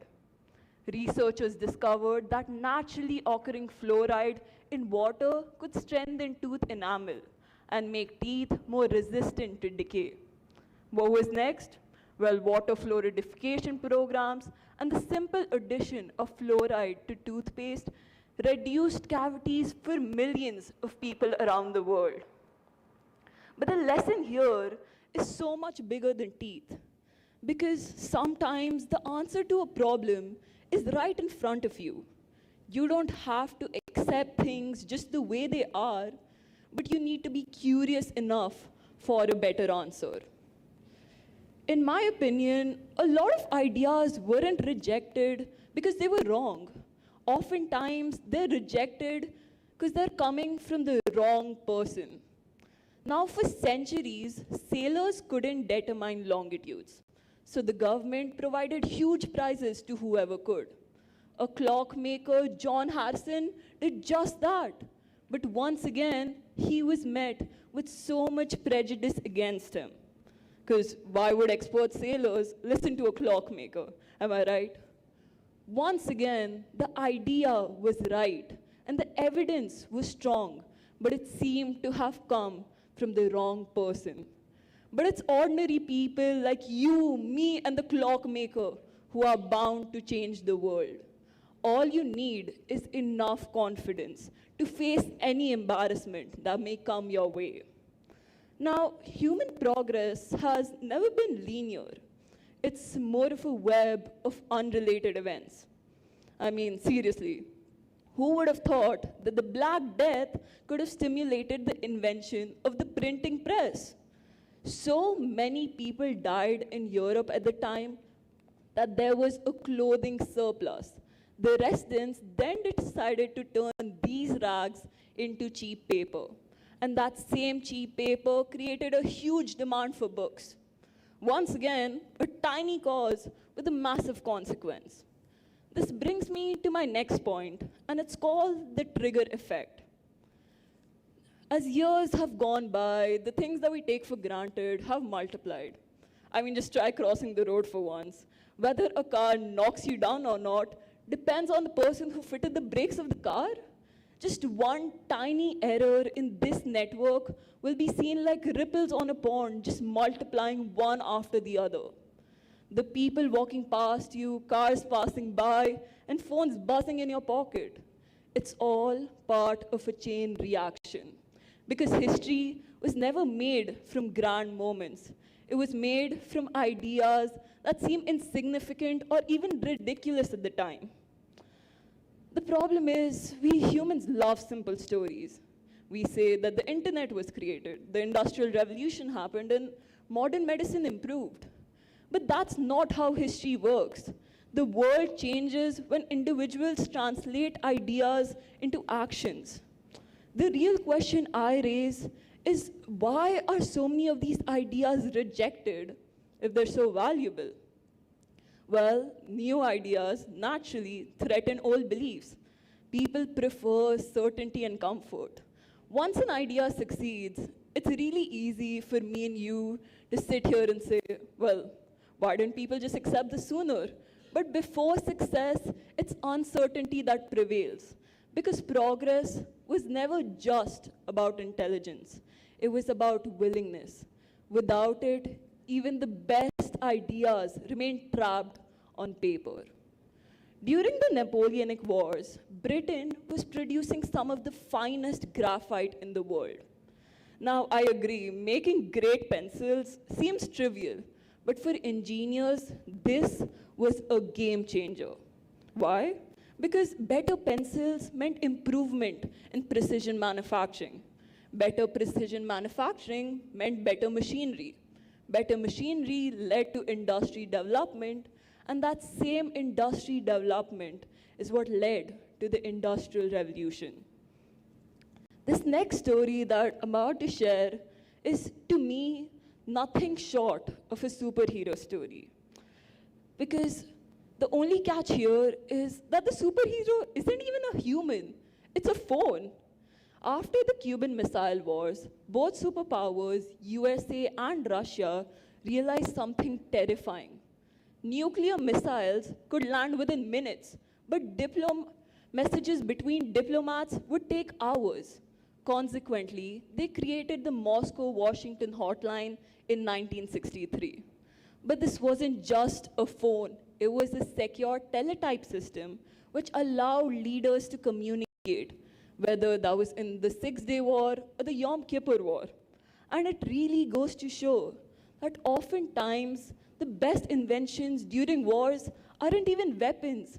They're often just better ways of communication. At this point, you're probably thinking, Sachi, these are just famous stories about famous people. How can I ever relate to these? But they're not, because ideas alone don't change the world. People do. A book cannot change the world, but the reader can. This speech might not change the world, but the listeners definitely can. Because the world changes when individuals take actions. The people who change the world aren't necessarily the smartest or the most talented ones in the room. Oftentimes, they're simply the ones who are willing to act when others hesitate. I mean, let's be honest, most of us will never lead world nations or mentioned in history books or be famous authors. But that doesn't mean that we can't change the world, because people who start change rarely know how they will end. We live in an era where ideas travel faster than the speed of light. But this comes with so many risks, because ideas inherently were never good or bad. Their consequences depend on how people shape them, and only you have the power to choose that. So the next time you think that your ideas are insignificant, or what could you possibly do to change the world as a 16-year-old, or maybe even a 60-year-old, just remember that Europe's obsession with the perfect smile is what led to industrial chemistry. The Black Death stimulated the invention of the printing press, and a simple Moscow-Washington hotline channel might have just saved all of us from another Cold War. In case you're still afraid of failure, remember to soar high and chase something that's worth falling for. Even if you fall, remember to laugh as you do. Because perhaps the real tragedy was never in the fall. The real tragedy is spending your entire life contemplating whether you should even take the risk or not. Because when you pushed your limits, you don't fall with regret. You fall knowing the fact that you actually lived. Luckily for you, dentistry does exist in the 21st century, and fortunately, you don't have to pluck out any teeth to get a perfect smile. But let this story be a reminder as to why behind every healthier smile was someone who was curious enough for a better answer, brave enough to challenge what is accepted, and determined enough to create a better future. Thank you.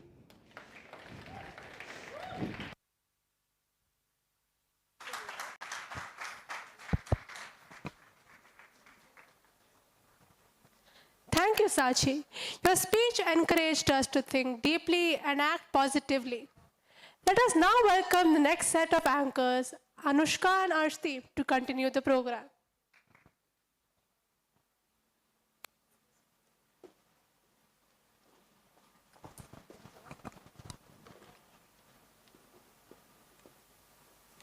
Now, let us give a hearty welcome to our next speaker, Mr. Christo Joseph. Mr. Christo is an alumnus of London Metropolitan University and King's College London and is widely recognized as an Indian higher education strategist, researcher, author, and entrepreneur. He currently serves as the Director of Strategy and Planning at Garden City University, Bengaluru. Mr. Joseph has established himself as a thought leader in higher education, innovation, and institutional development. Beyond administration, he has emerged as a strong advocate for quality higher education in India, whose work reflects a powerful combination of educational leadership, innovation, and global engagement, all aimed at building globally competitive institutions. He is also the author of Bring Fun to Online Teaching, a book that explores innovative and engaging methods of teaching in digital environments to improve learning outcomes. Please join me in welcoming Mr. Christo Joseph to the stage.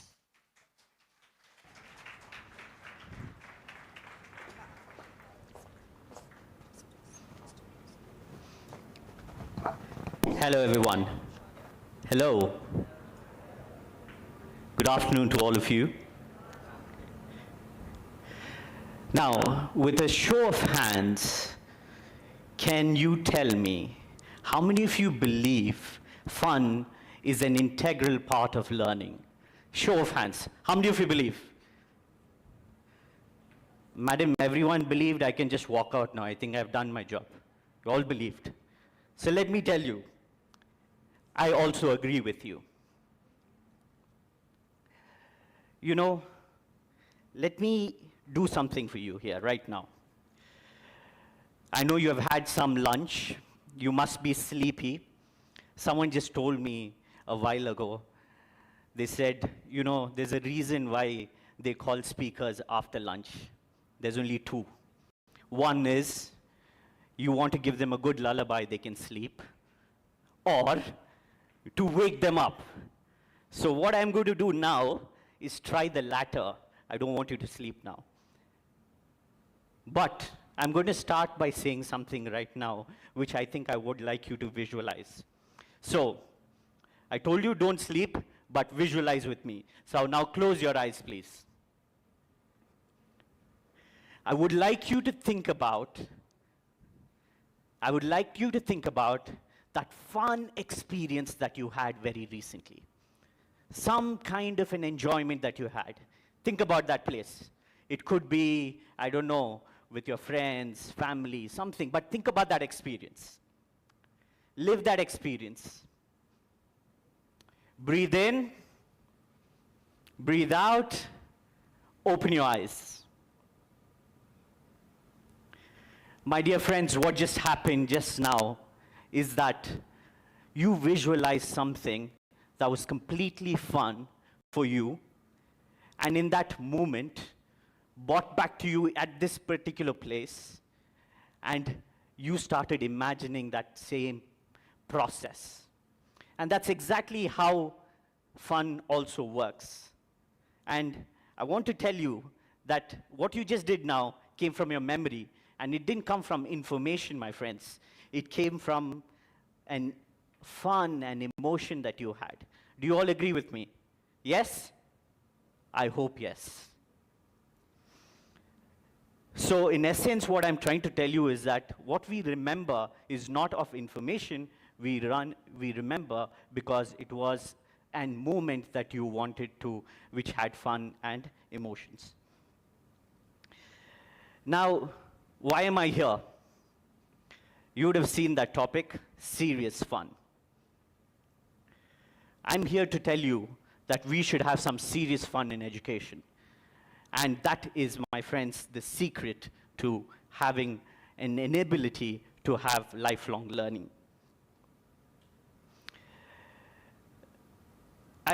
You know, when you think about all this, you also want to know who's this person who's coming to you and telling you all this about serious fun.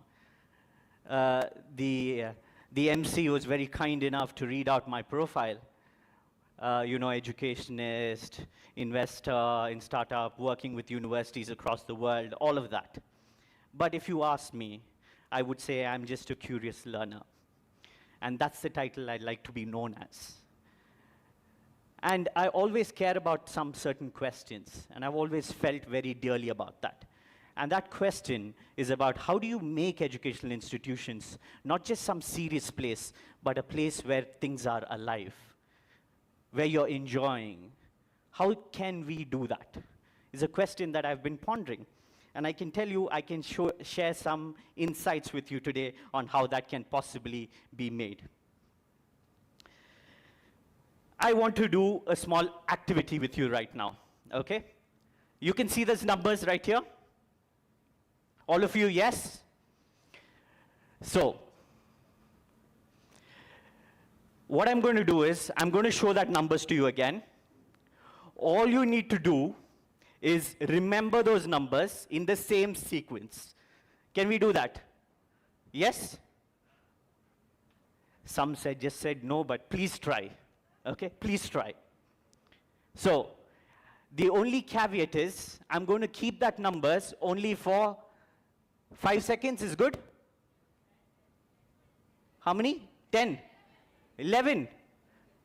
You know, if I start doing 11, 10, he only told me 15 minutes. I have to walk out from here. Otherwise, he's going to pull me out from here. So for this paucity of time, let's say 6 seconds. Okay? 6 seconds you have, remember them. There you go. 1, 2, 3, 4, 5, 6, bonus 7. That's it. Oh, that's it. Now, raise of hands. How many of you can remember those numbers? Wow. Madam, you have a very, very, very, very bright number of students here. Are you sure you can remember those numbers? Yes? Do you want to give it a try? Maybe I'm interested now. What about, who wants to give it a try? One person. What about you? Just come front, come front. Come, you come front. No, just come. Or I'll have to pull you up. Come here. Arun, help him. Come here. Come. A round of applause for him. A round of applause for him. Come here. Come here. Tell the numbers. 7, 13, 42, 19, 51, something and 20. Okay, excellent. Thank you very much. Go. What is your name? Prasham. Excellent. Thank you. Now, I mean, kudos to him to come here and give it a chance. Okay? But let me tell you something. Prasham is not the only one. Even when I did this experiment for the first time, my father showed me this experiment. My father is an educationist himself. You know, he's built universities, colleges, thousands of students under his mentorship. He's the founder of Garden City University. He's like my role model. He showed me this. And it totally changed the way I think about learning. And when he asked me, I couldn't even tell how much Pratham has said today. Prasham. But I'm going to do something right now. We are all on the same boat. Some of you can remember it. Some of you can remember some of the numbers. Some of you can't remember any number. It's completely fine, but it's possible. Now I'm going to add a little bit of a different element to it and see if we can change how we think about that same kind of numbers. Okay? I said I was a 7-year-old child. I had 13 crayons. I scored 42 in my test. I finished that in 19 minutes. My 88-year-old grandfather came and gave me 51 rupees, and I bought 27 chocolates.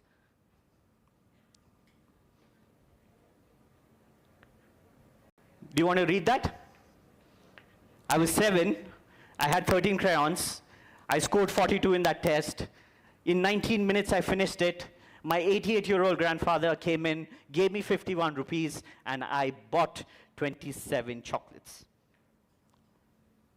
My friends, what just happened right now is that the information that you just saw as numbers, when I put some experience into it, when I put a small story into it, it suddenly started becoming more memorable. And this is exactly how fun or serious fun works.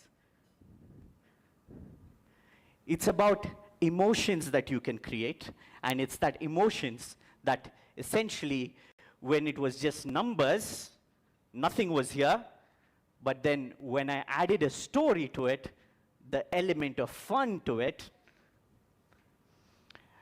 it's that time when you could remember.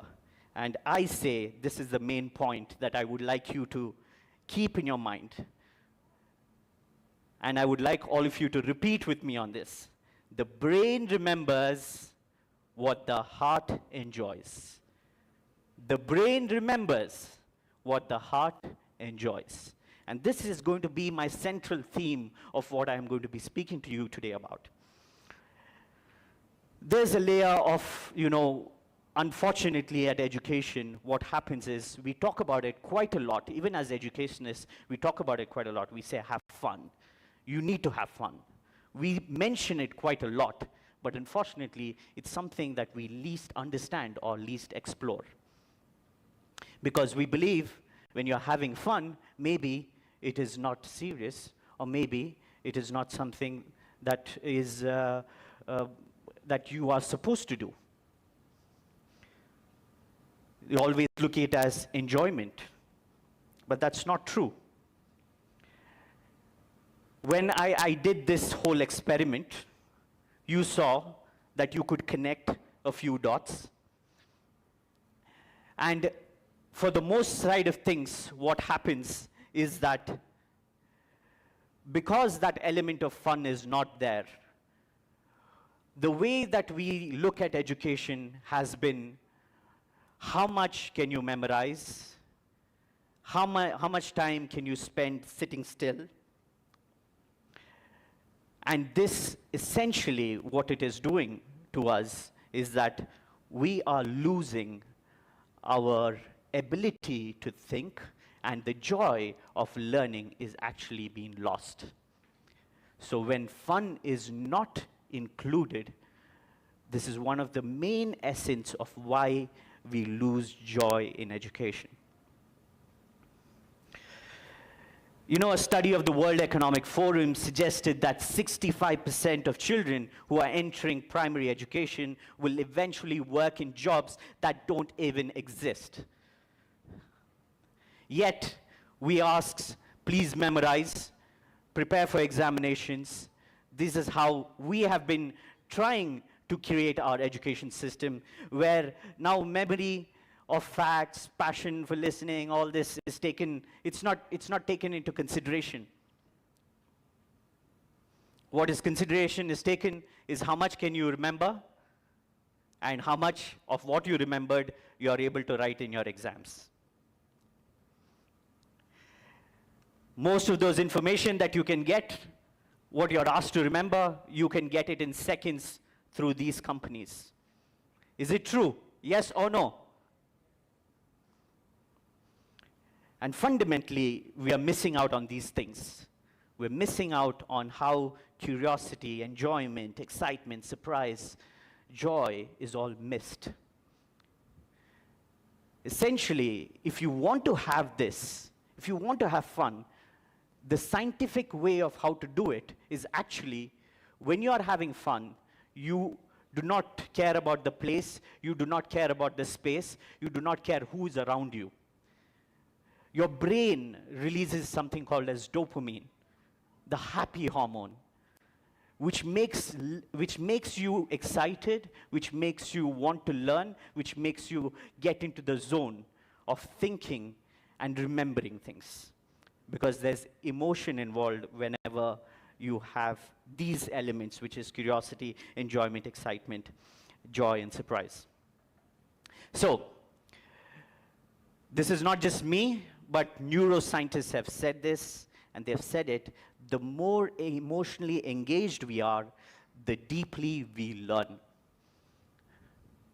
To all the faculty members who are here, to all the students that are here, this is very, very vital. The more emotionally engaged we are, the deeply we learn. Now, the situation is, you are present in classrooms, you may be physically present there, but mentally you're somewhere else. And this is the tragedy of our education system as of now. But when you listen to all this, am I only saying that everything is doom and gloom? No, my friends. I still believe we have great, passionate teachers. We have some great institutions that are working tirelessly to evolve the education system. But I believe that there's one missing layer in education, and that essentially is the layer of fun. Bringing emotion, bringing excitement, bringing experiences to the classrooms. Now, I told you I'm going to give you some practical ways in which how you can enable fun into your lives, especially as students and teachers. One, very important, is that you need to start creating experiences.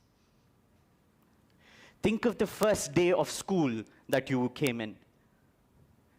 Can we remember that? The first day of school. Remember how nervous you were.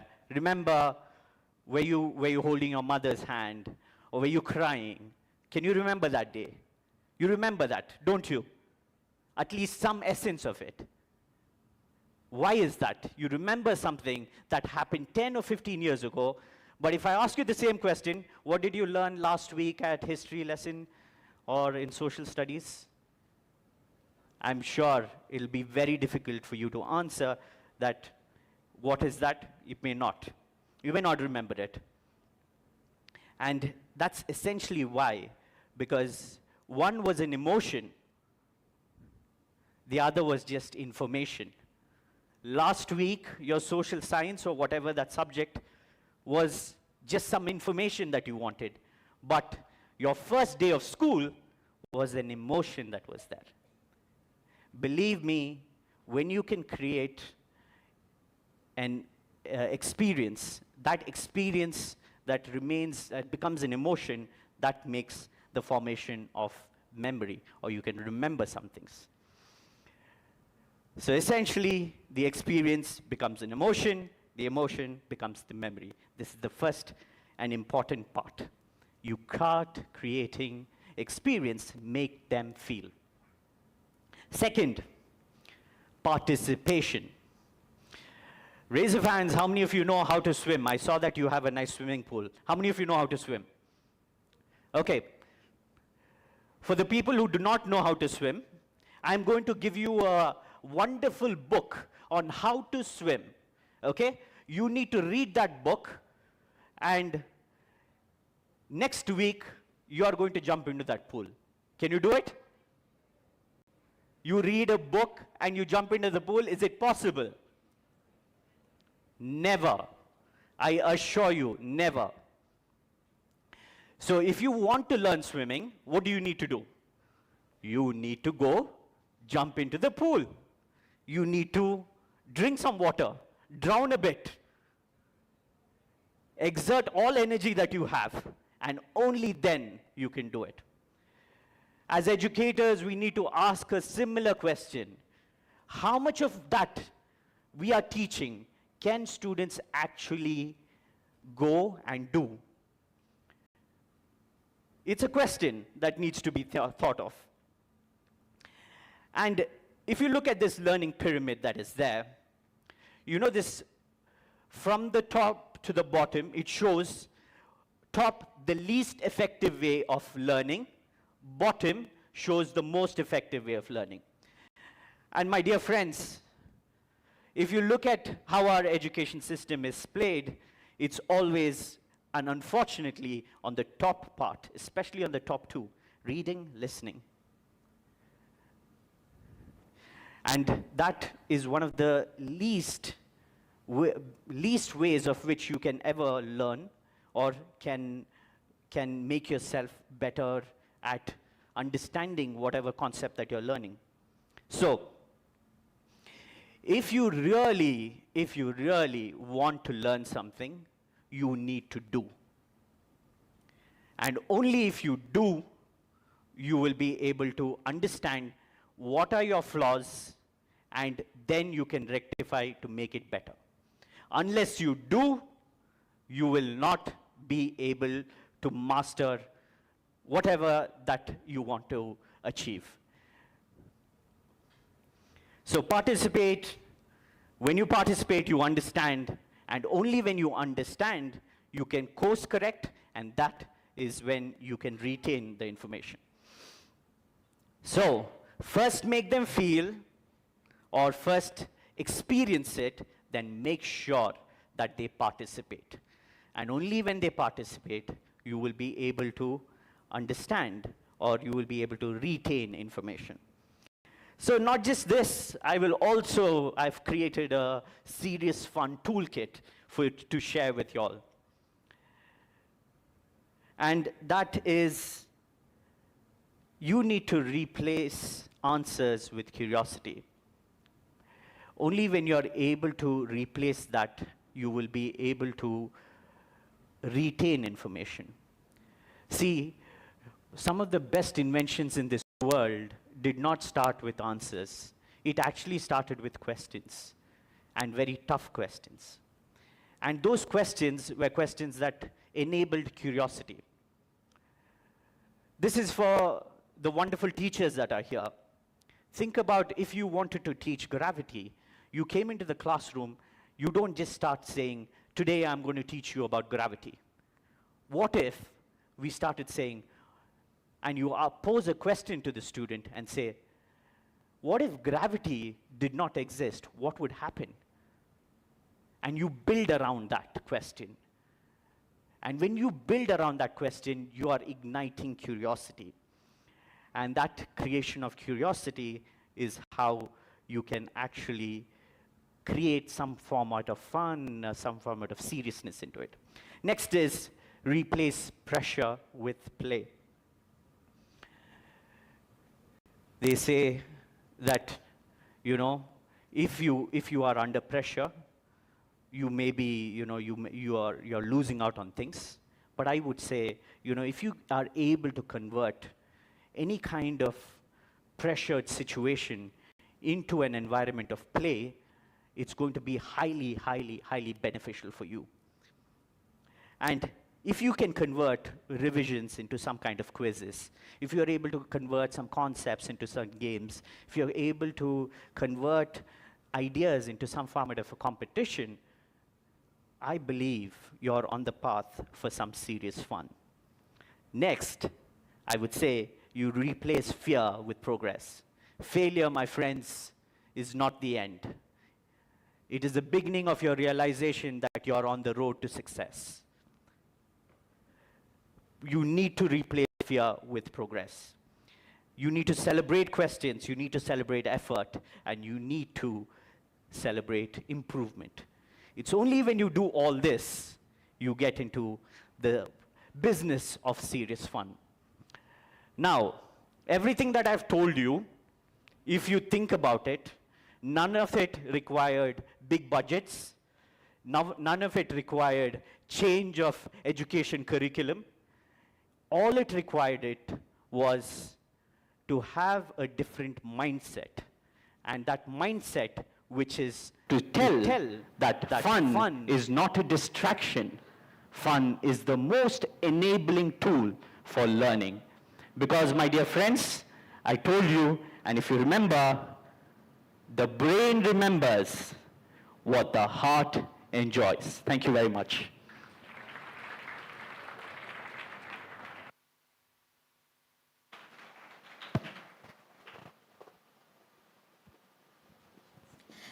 Yes, indeed, it's true. Our brain remembers what our heart enjoys. Thank you, sir. That was an excellent talk, both clear and impactful.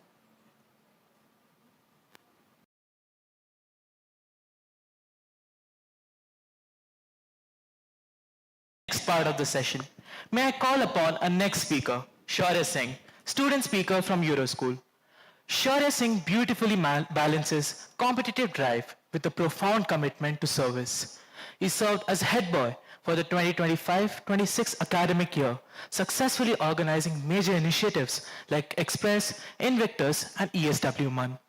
His impact extends far beyond administrative leadership. He's a decorated basketball champion, an accomplished dancer with over a decade of experience. Additionally, he's an active member of the Rotary Club, where he has dedicated his time to helping the underprivileged. Driven by a deep curiosity for human behavior,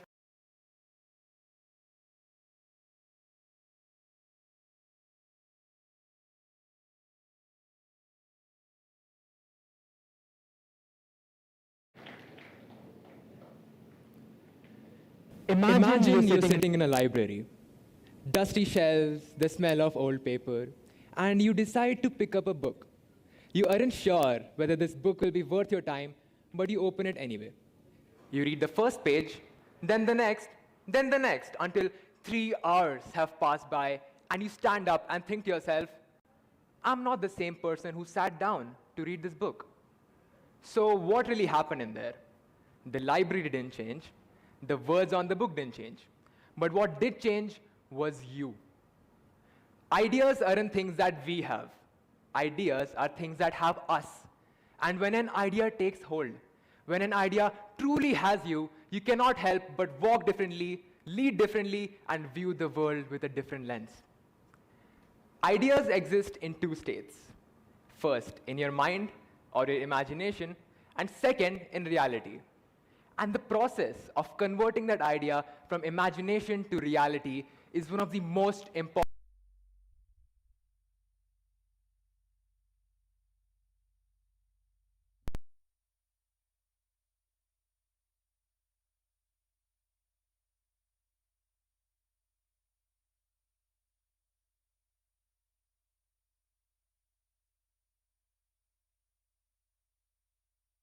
The future is built with ideas.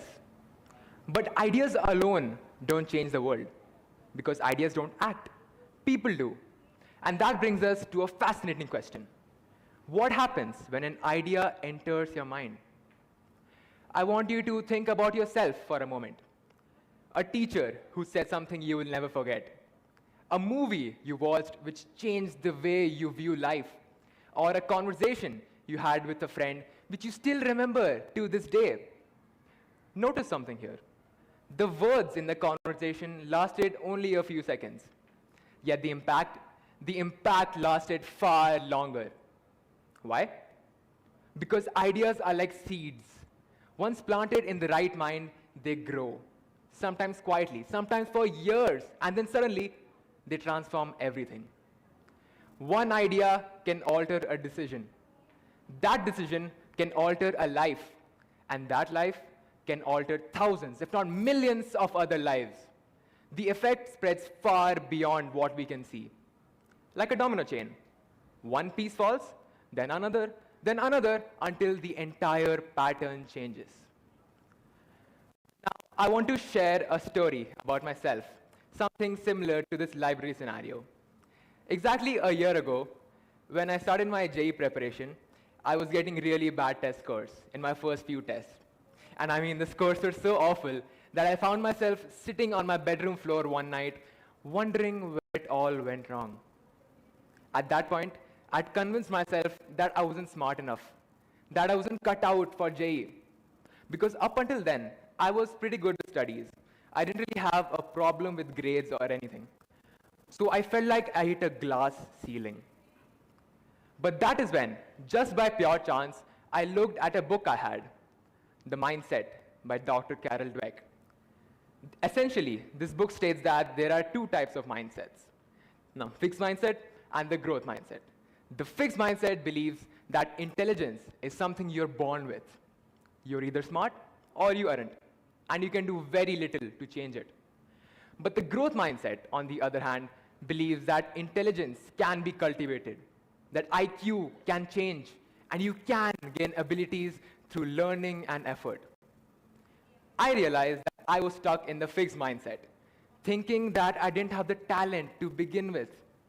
But reading the book changed something fundamental in me. Suddenly, my bad test scores weren't proof that I would fail. My mistakes weren't the end of the world. Instead, they became evidence of growth. They became proof that I was trying, I was putting in the efforts. And I had to accept the fact that to be great at something, I had to be bad at it first. This one idea changed how I approached studying, how I approached failure, and how I approached myself. And that single shift has affected countless of decisions afterwards in my life. The interesting thing is, this idea did not change my future directly. This idea changed me, and I changed my future. That's how ideas work. Now, here's a thought experiment. Imagine you and I get teleported to the year 2010, and we are offered the choice to buy Bitcoin. Now, almost all of us would put our entire life savings on it, right? Who wouldn't? But if you really think about it, if we actually lived at that time, imagine yourself living in the year 2010. Would you buy Bitcoin? Because just the idea of a digital cryptocurrency running on decentralized computers around the world based on algorithms which nobody understood sounded ridiculous. And it still does. But the thing is, the greatest ideas in history almost always sounded ridiculous at first. This isn't a single incident. This is a pattern. For example, in the year 1903, the New York Times published an editorial titled "Flying Machines Which Do Not Fly." Essentially, what they discussed in this editorial was that it would take anywhere between 1 million to 10 million years for humans to achieve flight. But just 69 days later, 2 cycle mechanics in North Carolina, USA, had just achieved the first successful flight. Now let me rephrase that. When the entire world believed that flying was impossible, that we would take millions and millions of years to fly, 2 brothers who believed in that ridiculous idea had just changed the world. That is the power of belief. Now, at this point, you might be wondering, how can I apply this concept in my daily life? And for that, I have 3 practices for you, which I call the SAS framework. The first S stands for sit with the discomfort of your idea long enough to be changed by it. We are trained to debate, to dismiss, and find flaws in ideas. Whenever we hear of a new business idea, we find reasons why it would fail, why an idea would not work. But the world's most revolutionary leaders didn't just dismiss that idea. They stayed with it. They let their idea change them before they could change the world. If Nelson Mandela, Mahatma Gandhi, or Rosa Parks had just dismissed their idea, if they had not stayed with it long enough for it to change them, they couldn't have changed the world. The A stands for act before you feel ready. Most of us wait for the perfect moment, until we feel more ready, until we feel more qualified, maybe until we're older. The thing is, you will never feel ready for the future you're supposed to make. Action is one of the most crucial steps that we can take. There's a story about Michael Jackson that has always fascinated me. He once said that whenever a melody or an idea came to him, he had to act upon it immediately. Otherwise, he believed that God would give that idea to Prince, who was his rival at the time. So whenever Michael Jackson got an idea, whether it was 3 p.m. in the afternoon or 3 a.m. in the night, he rushed to his studio to work on his idea. He treated ideas as opportunities with an expiry date. Because perhaps the greatest tragedy isn't having a bad idea. It's not even failing at your idea. The greatest tragedy is having a brilliant idea but never giving it the chance to exist. The last S stands for share your idea. In the medieval times, people believed that the earth was the center of the universe. But Copernicus had a different idea. Copernicus believed that the sun was in fact the center of the universe and all the other planets revolved around the sun. But he was afraid that he would be ridiculed.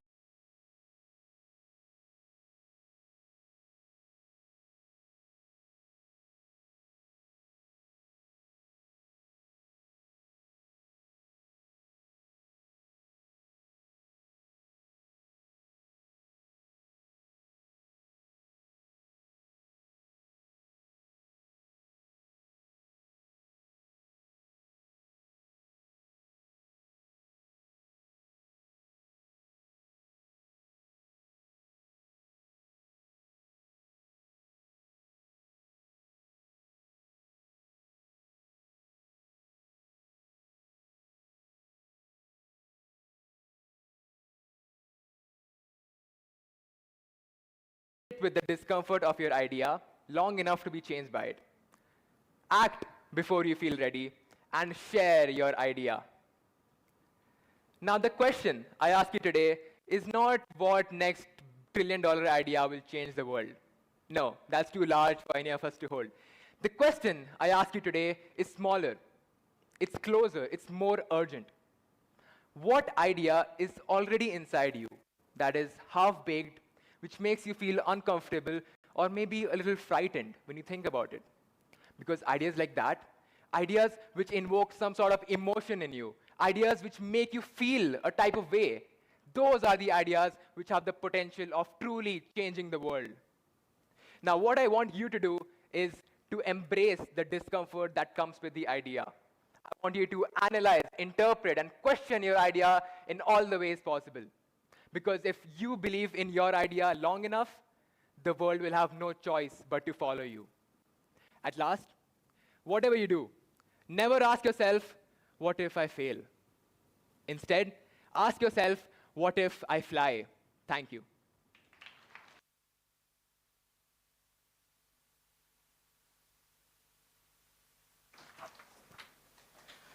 Thank you, Shaurya. Your speech has left a strong impression on all of us.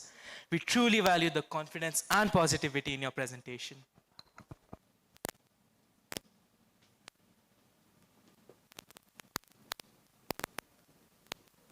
It is time to invite Ms. Manju Mehra, who will be our final speaker of the day. Ms. Manju Mehra is a distinguished cybercriminologist, cybersecurity and digital forensics expert, and a certified cyber law professional. She has also served as a cybercrime intervention officer and is widely recognized for her work in cyber awareness, digital safety, and prevention. As a certified AI security expert, cybercrime psychology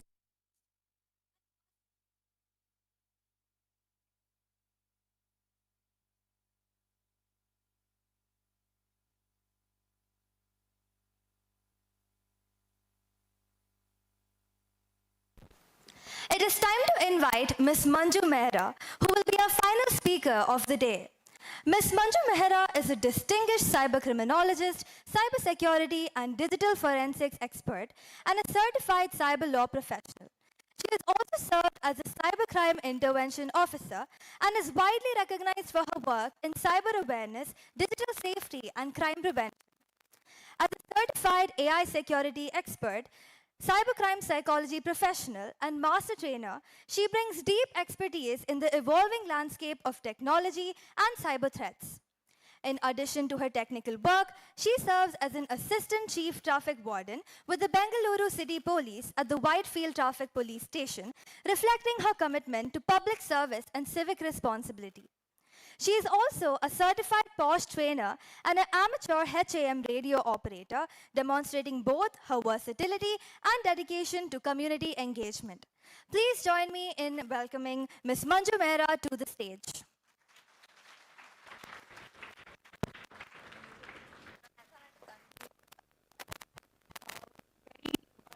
Good evening to one and all.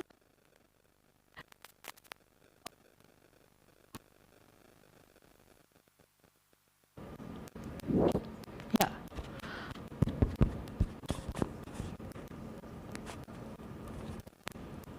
Mic check.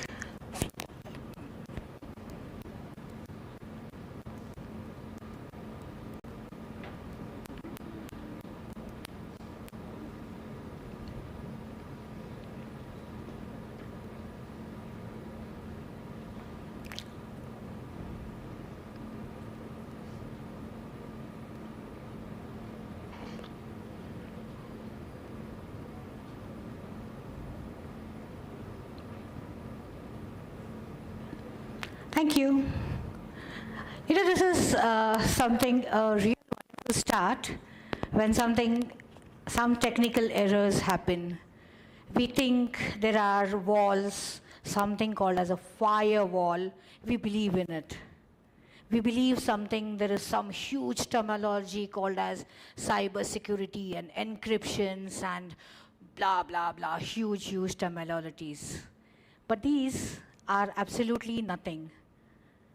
We, the human beings, we are the best ever firewall when it comes to stop any sort of cybercrimes. Cybercrime is literally happening every minute, every moment, in each and every corner of this globe. Somewhere I'm talking to a friend about something, and yes, my mobile phone is hearing everything. I am that firewall. I want you to change yourself in making up one beautiful world which can defeat any and every of the technologies these cyber criminals are trying to use, or rather I would say misuse, and stand against it as one strong firewall. One, that small OTP we share somewhere very unknowingly. Stop that. You will stop one crime. Encourage and talk to the senior citizens, our grandparents, rather my grandparents. Tell them that one call, if I don't answer, if I don't share the information, that one scam call can save so many things.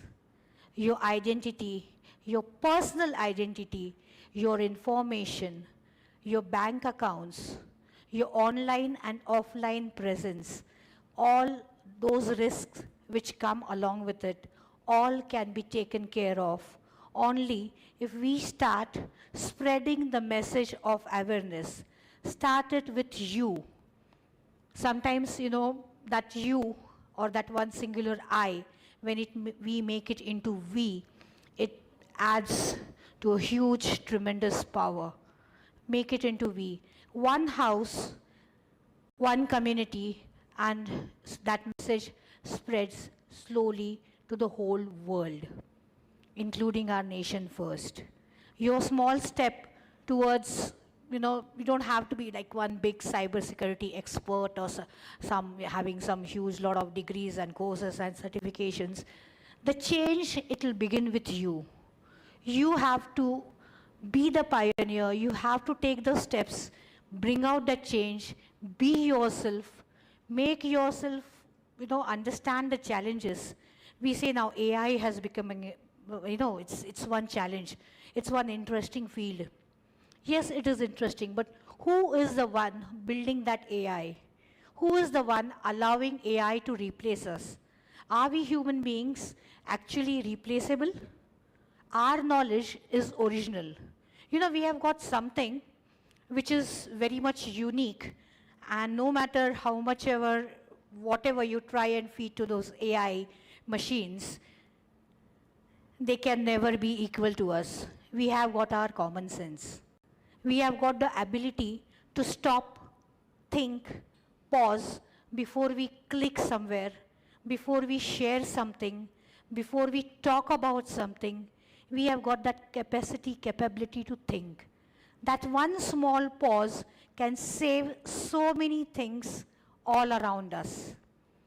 How we put ourselves in the situation and come out of that situation is all dependent on us.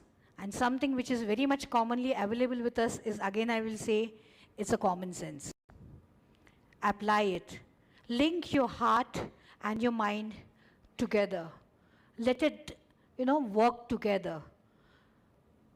Make that difference to the world around you by being cyber aware all the time, 24/7. My project work, there is some sort of AI machine which will do it. We are feeding our information knowingly, unknowingly, wantingly, unwantingly to all these AI machines. Those algorithms are caught over there. And what? Everything is into public. Something which is mine is mine. I won't share my toothbrush with anyone. It's as simple as that. My personal information, let it be my identity, my social media, my education, my family, where my friends are, when my birthday is, so many things. Why can't I treasure it with myself? Why can't I sit with my family and talk about it?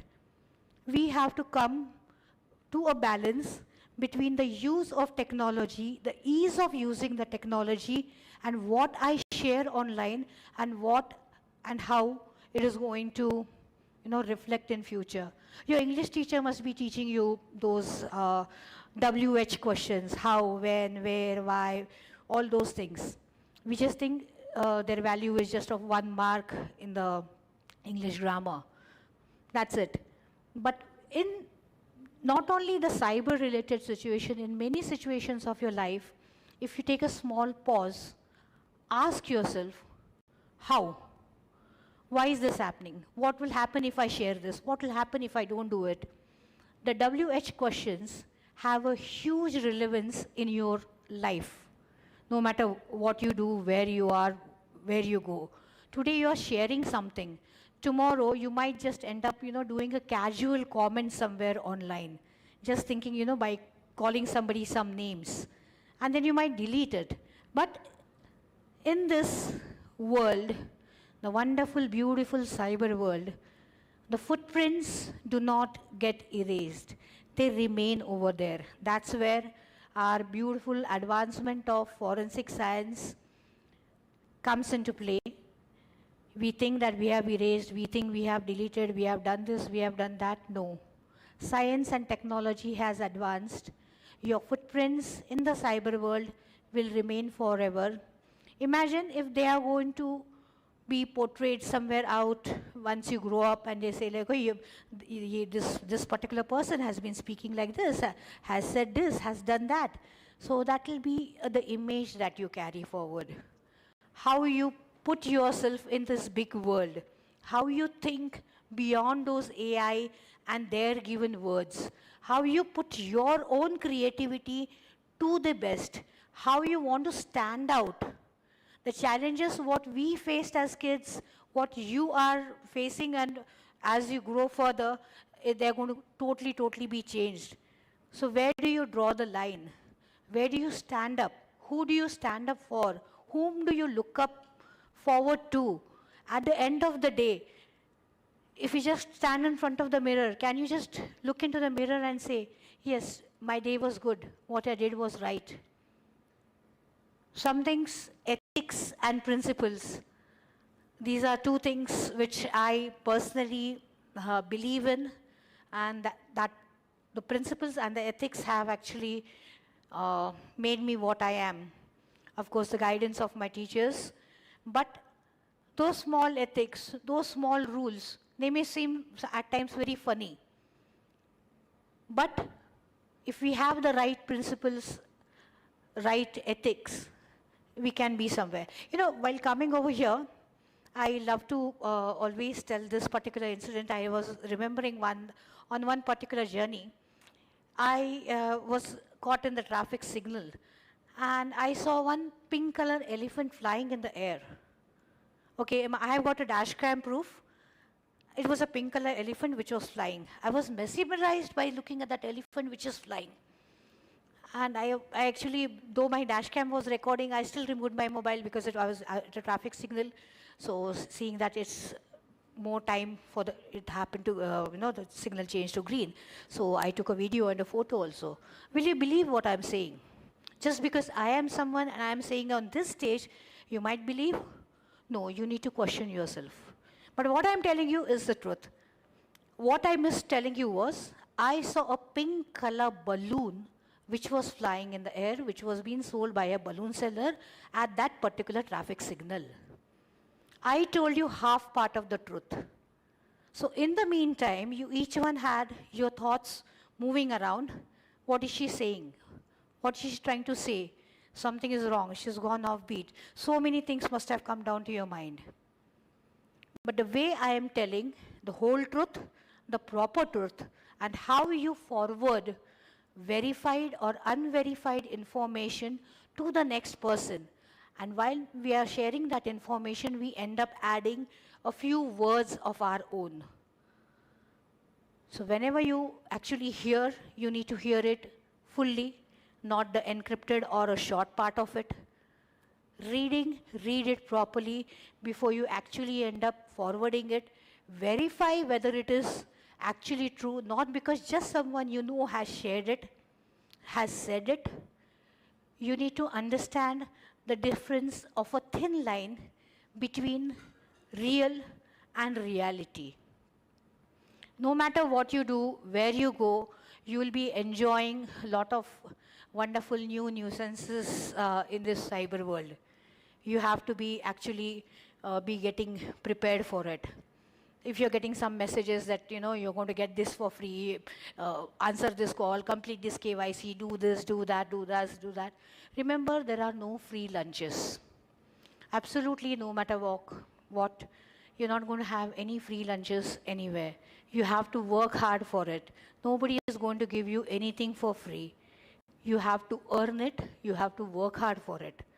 Anybody telling you something otherwise, say them, please have a good day. Thank you. I am not the one who is ready to become, wear that hat and say that I am a fool. You need to understand, make that difference happen in your every small and big activity of yours.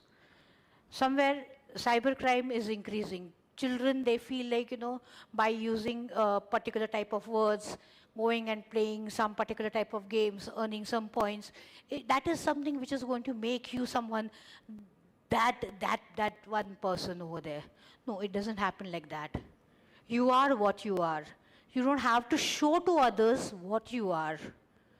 You need to be yourself in any and every situation, aware of your surroundings in the digital world. If there is, while walking on the road, there is a small pothole over there. There's some water puddle over there. Will you go and walk into it? Or would you like to test it? What will happen if I fall? How will I get hurt? Your parents, they keep on telling, don't run down the escalator, you're going to fall, you're going to get hurt.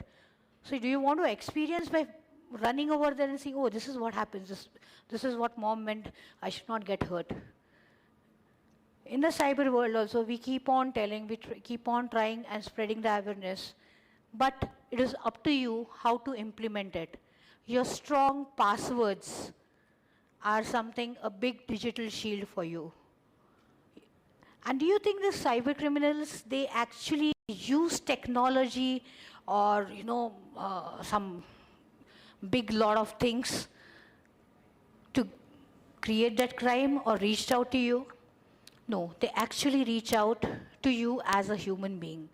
They manipulate you, your thoughts, your trust, your actions. They take care to see that, a fear is installed into you. You are like unstable in the surrounding that you are. They play mind games, which makes you more vulnerable to falling prey to that particular cybercrime. You need to be aware that nobody is allowing you to play those games, those fear, those trust tactics with you. You have to be standing tall no matter what.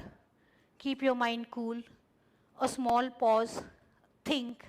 Even before you write your exams, when you read a question, you take a small pause before you start writing the answer, even if you know it.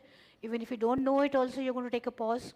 If you know it also, you just don't start writing. You do some construction in your head about that particular answer. How much you're going to write if it's a 1-mark question, or how much you're going to write if it's a 2-mark question. Same thing, apply that in other fields of life, including the your wonderful cyber world. Something when we say about sharing and caring, we want to keep on sharing, no, I went here, I did this, I did that, I am this. Your that I is very important. In this current digital world, you need to be connected via social media. And there are n number of platforms wherein you need to be just, one hi here and there, the information passes from this end to that end, and you are just well connected. Your projects are done, anything and everything, you are just super duper out over there and things are done.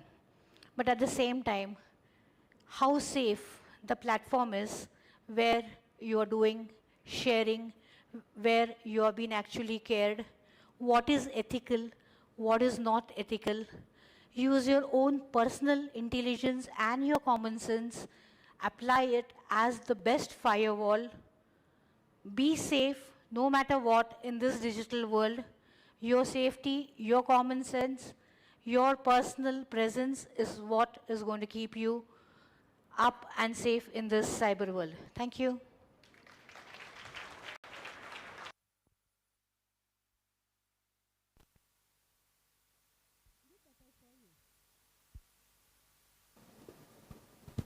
Thank you, Ms. Manju Mehra. That was a powerful reminder that in cybersecurity, awareness is our first line of defense.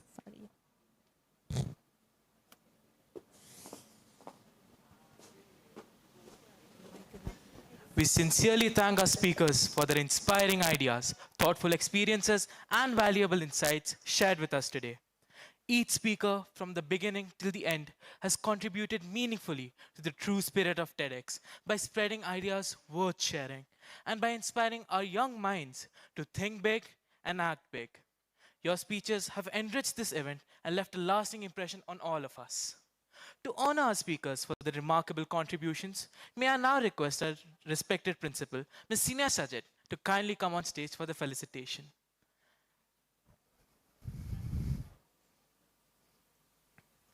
I warmly invite Mr. Christo Joseph to receive a token of appreciation.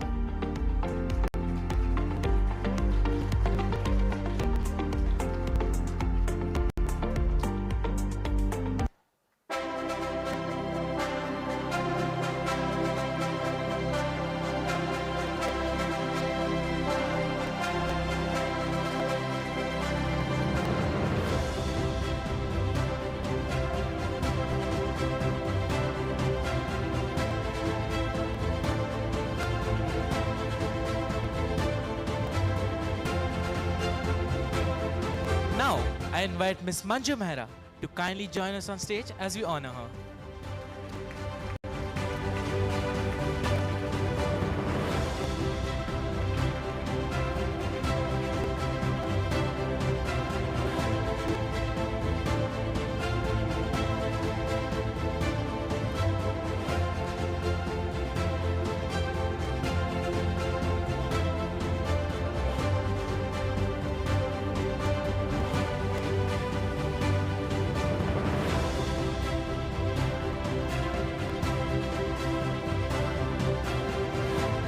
May I now call upon our student speaker, Sachi Singh, to receive the honors.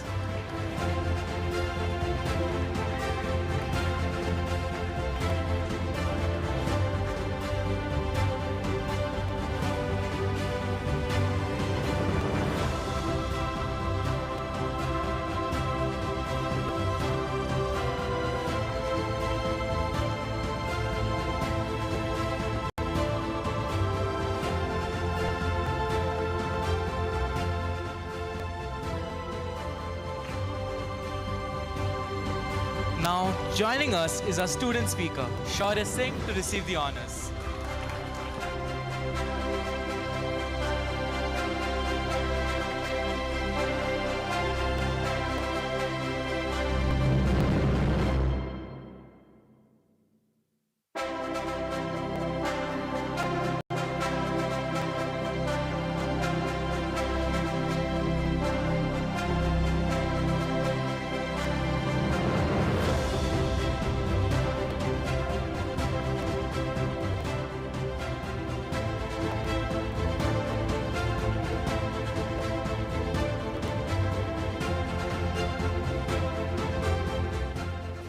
To bring this inspiring program to a powerful close, we now celebrate the spirit of TEDx with the universal language of music.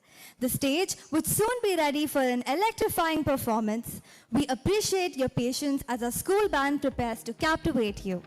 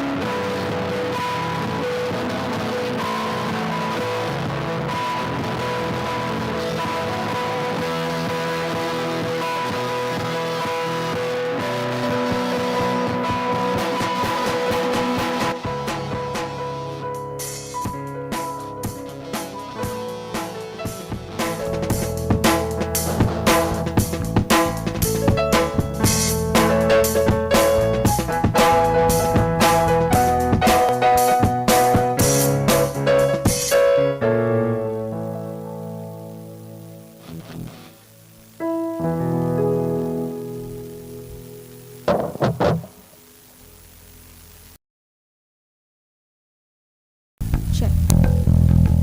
Check, check.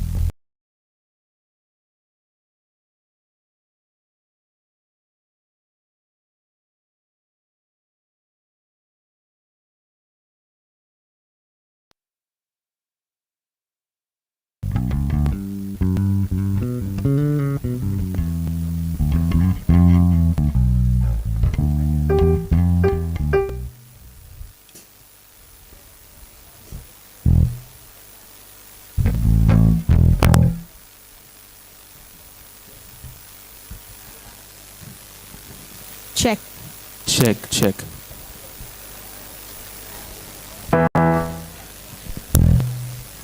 So, greetings everyone. We are the EuroSchool band, and we're going to be performing a few rock songs for you. Hope you enjoy.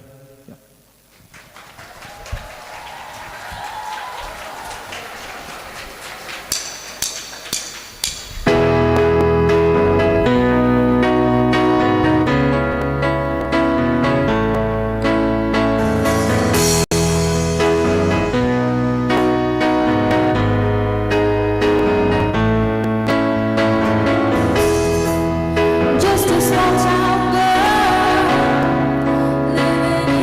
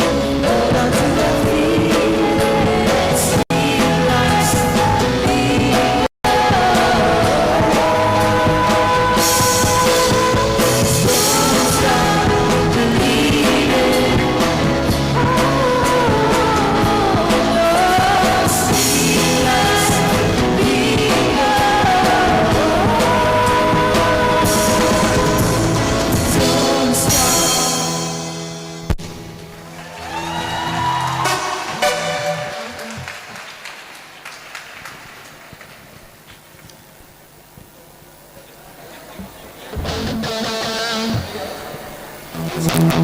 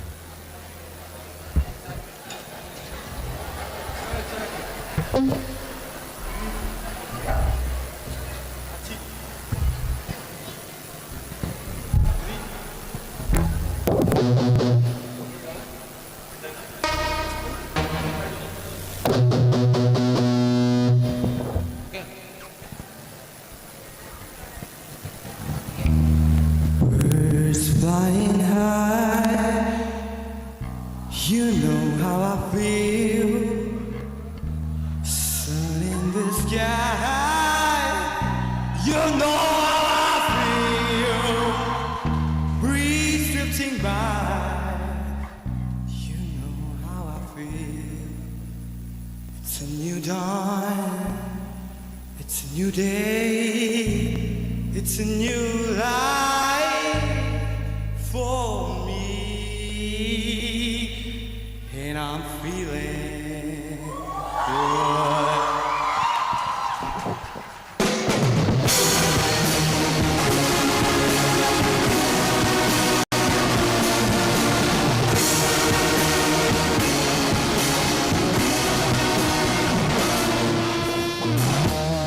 Fish in the sea, you know how I feel. Baby, running free, you know how I feel. Blossom on a tree, that's what I mean. It's a new world, it's a new day, it's a new life for me. And I'm feeling good.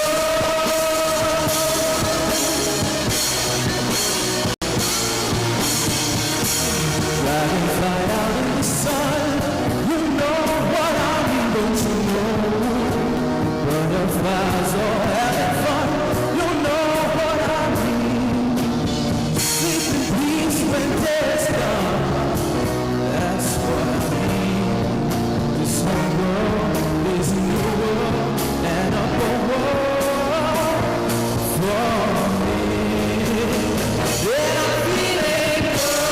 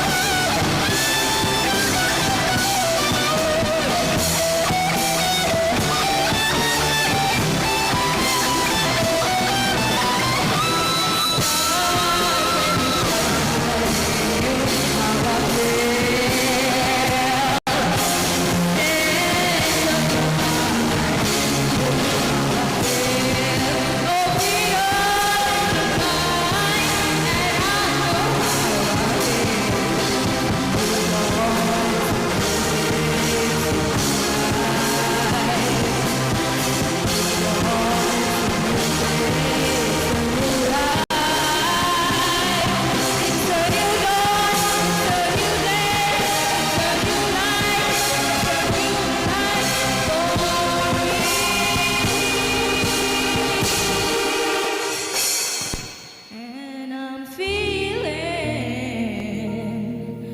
good.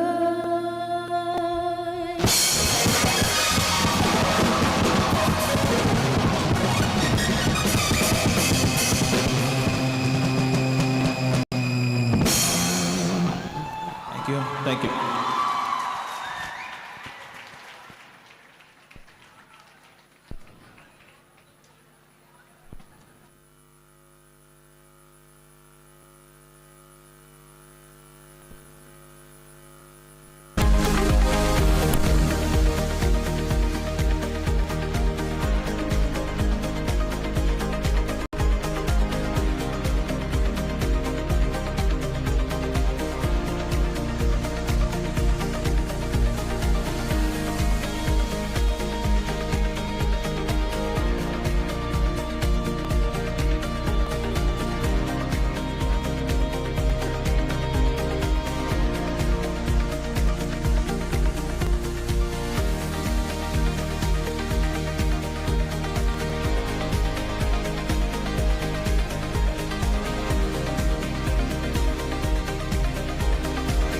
Thank you for that energetic and memorable performance.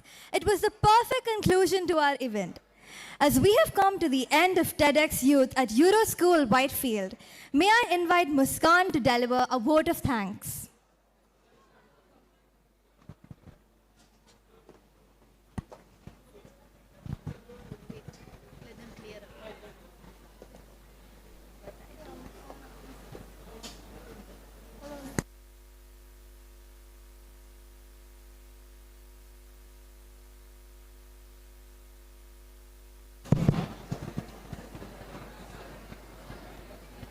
Good afternoon, one and all present here. On behalf of EuroSchool Whitefield and the organizing team of TEDxYouth, it is my proud privilege to extend our heartfelt gratitude to all who made today's event a resounding success. At the outset, we convey our deepest appreciation to our distinguished speakers for sharing their time, ideas, and experiences. Your words have truly enriched us and embodied the very spirit of TEDx, ideas worth spreading. We extend our sincere thanks to Lighthouse Learning Group, our EK partners, and the TEDx organizers of our school for their vision and unwavering support in bringing this milestone to life. To our esteemed guests, parents, and dear students, thank you for your presence, attention, and encouragement. Your participation has made this day truly memorable. Thank you.